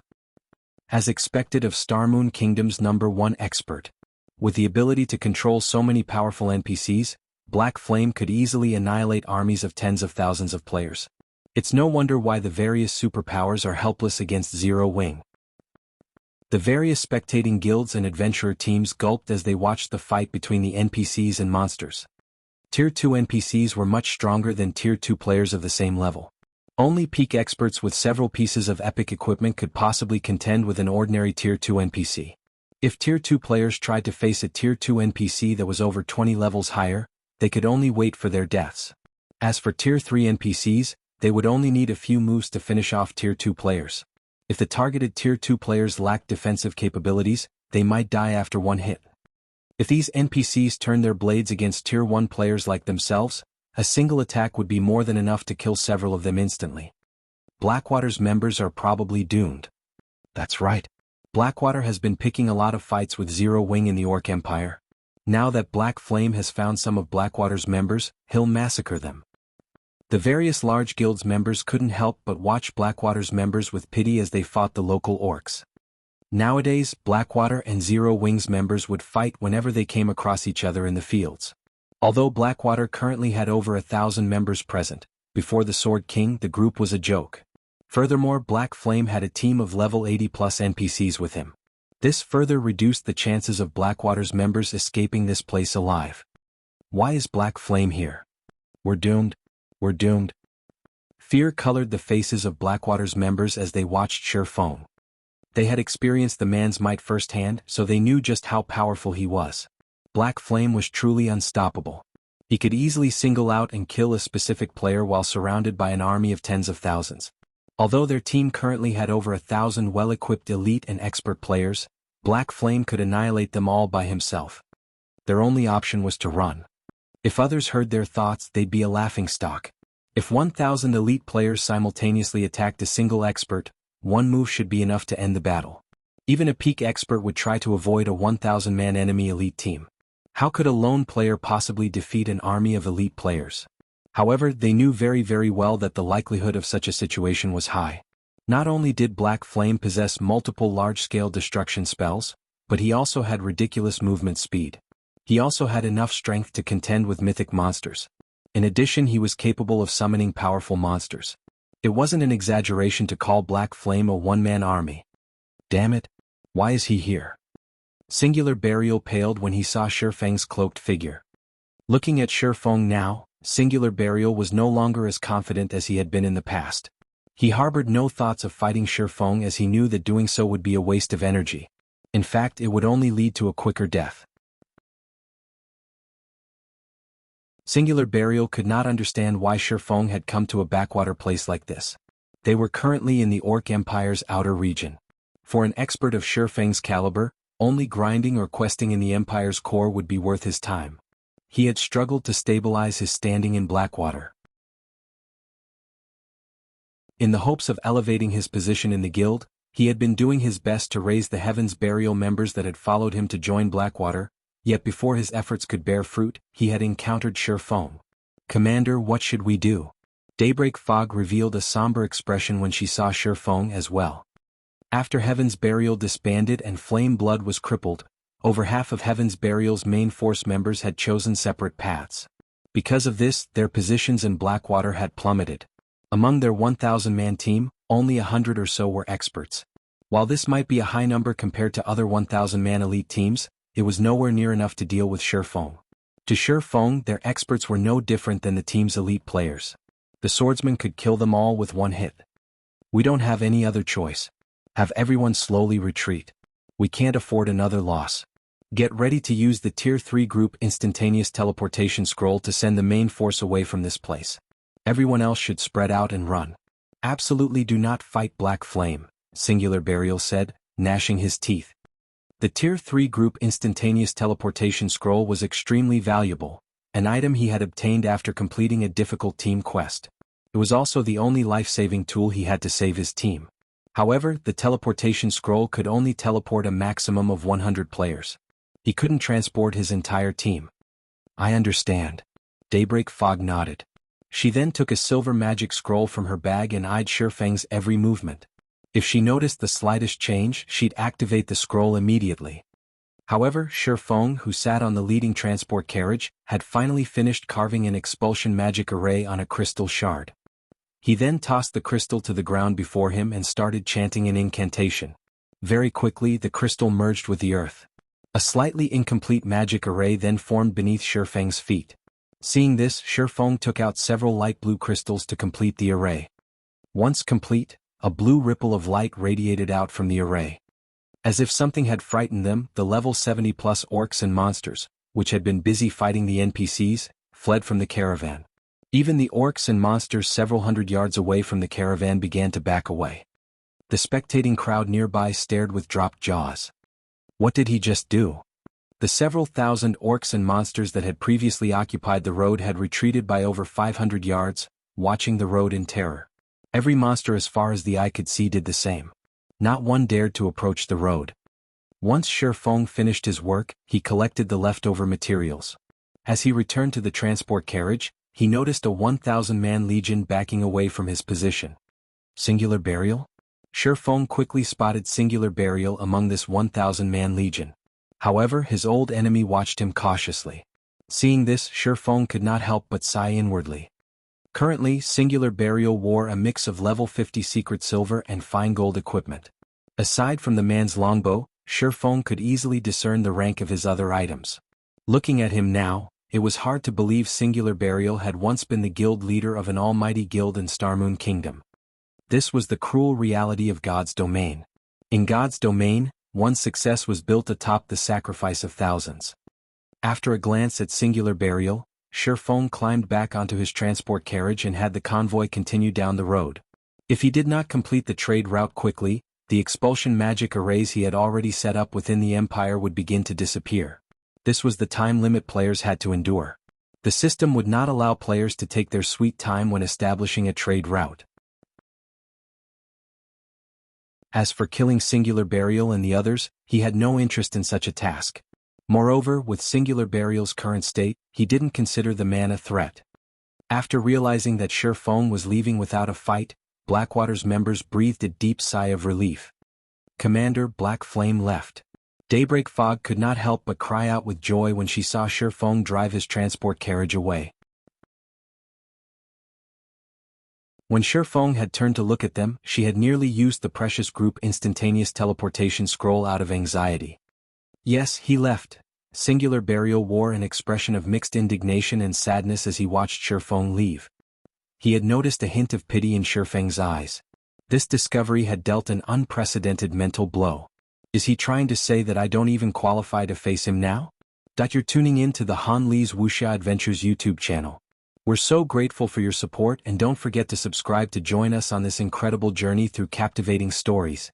Your generosity through donations truly makes a world of difference, as it's the primary source of revenue that allows me to expand and enhance this channel for you. Thank you from the bottom of my heart for being a part of this adventure.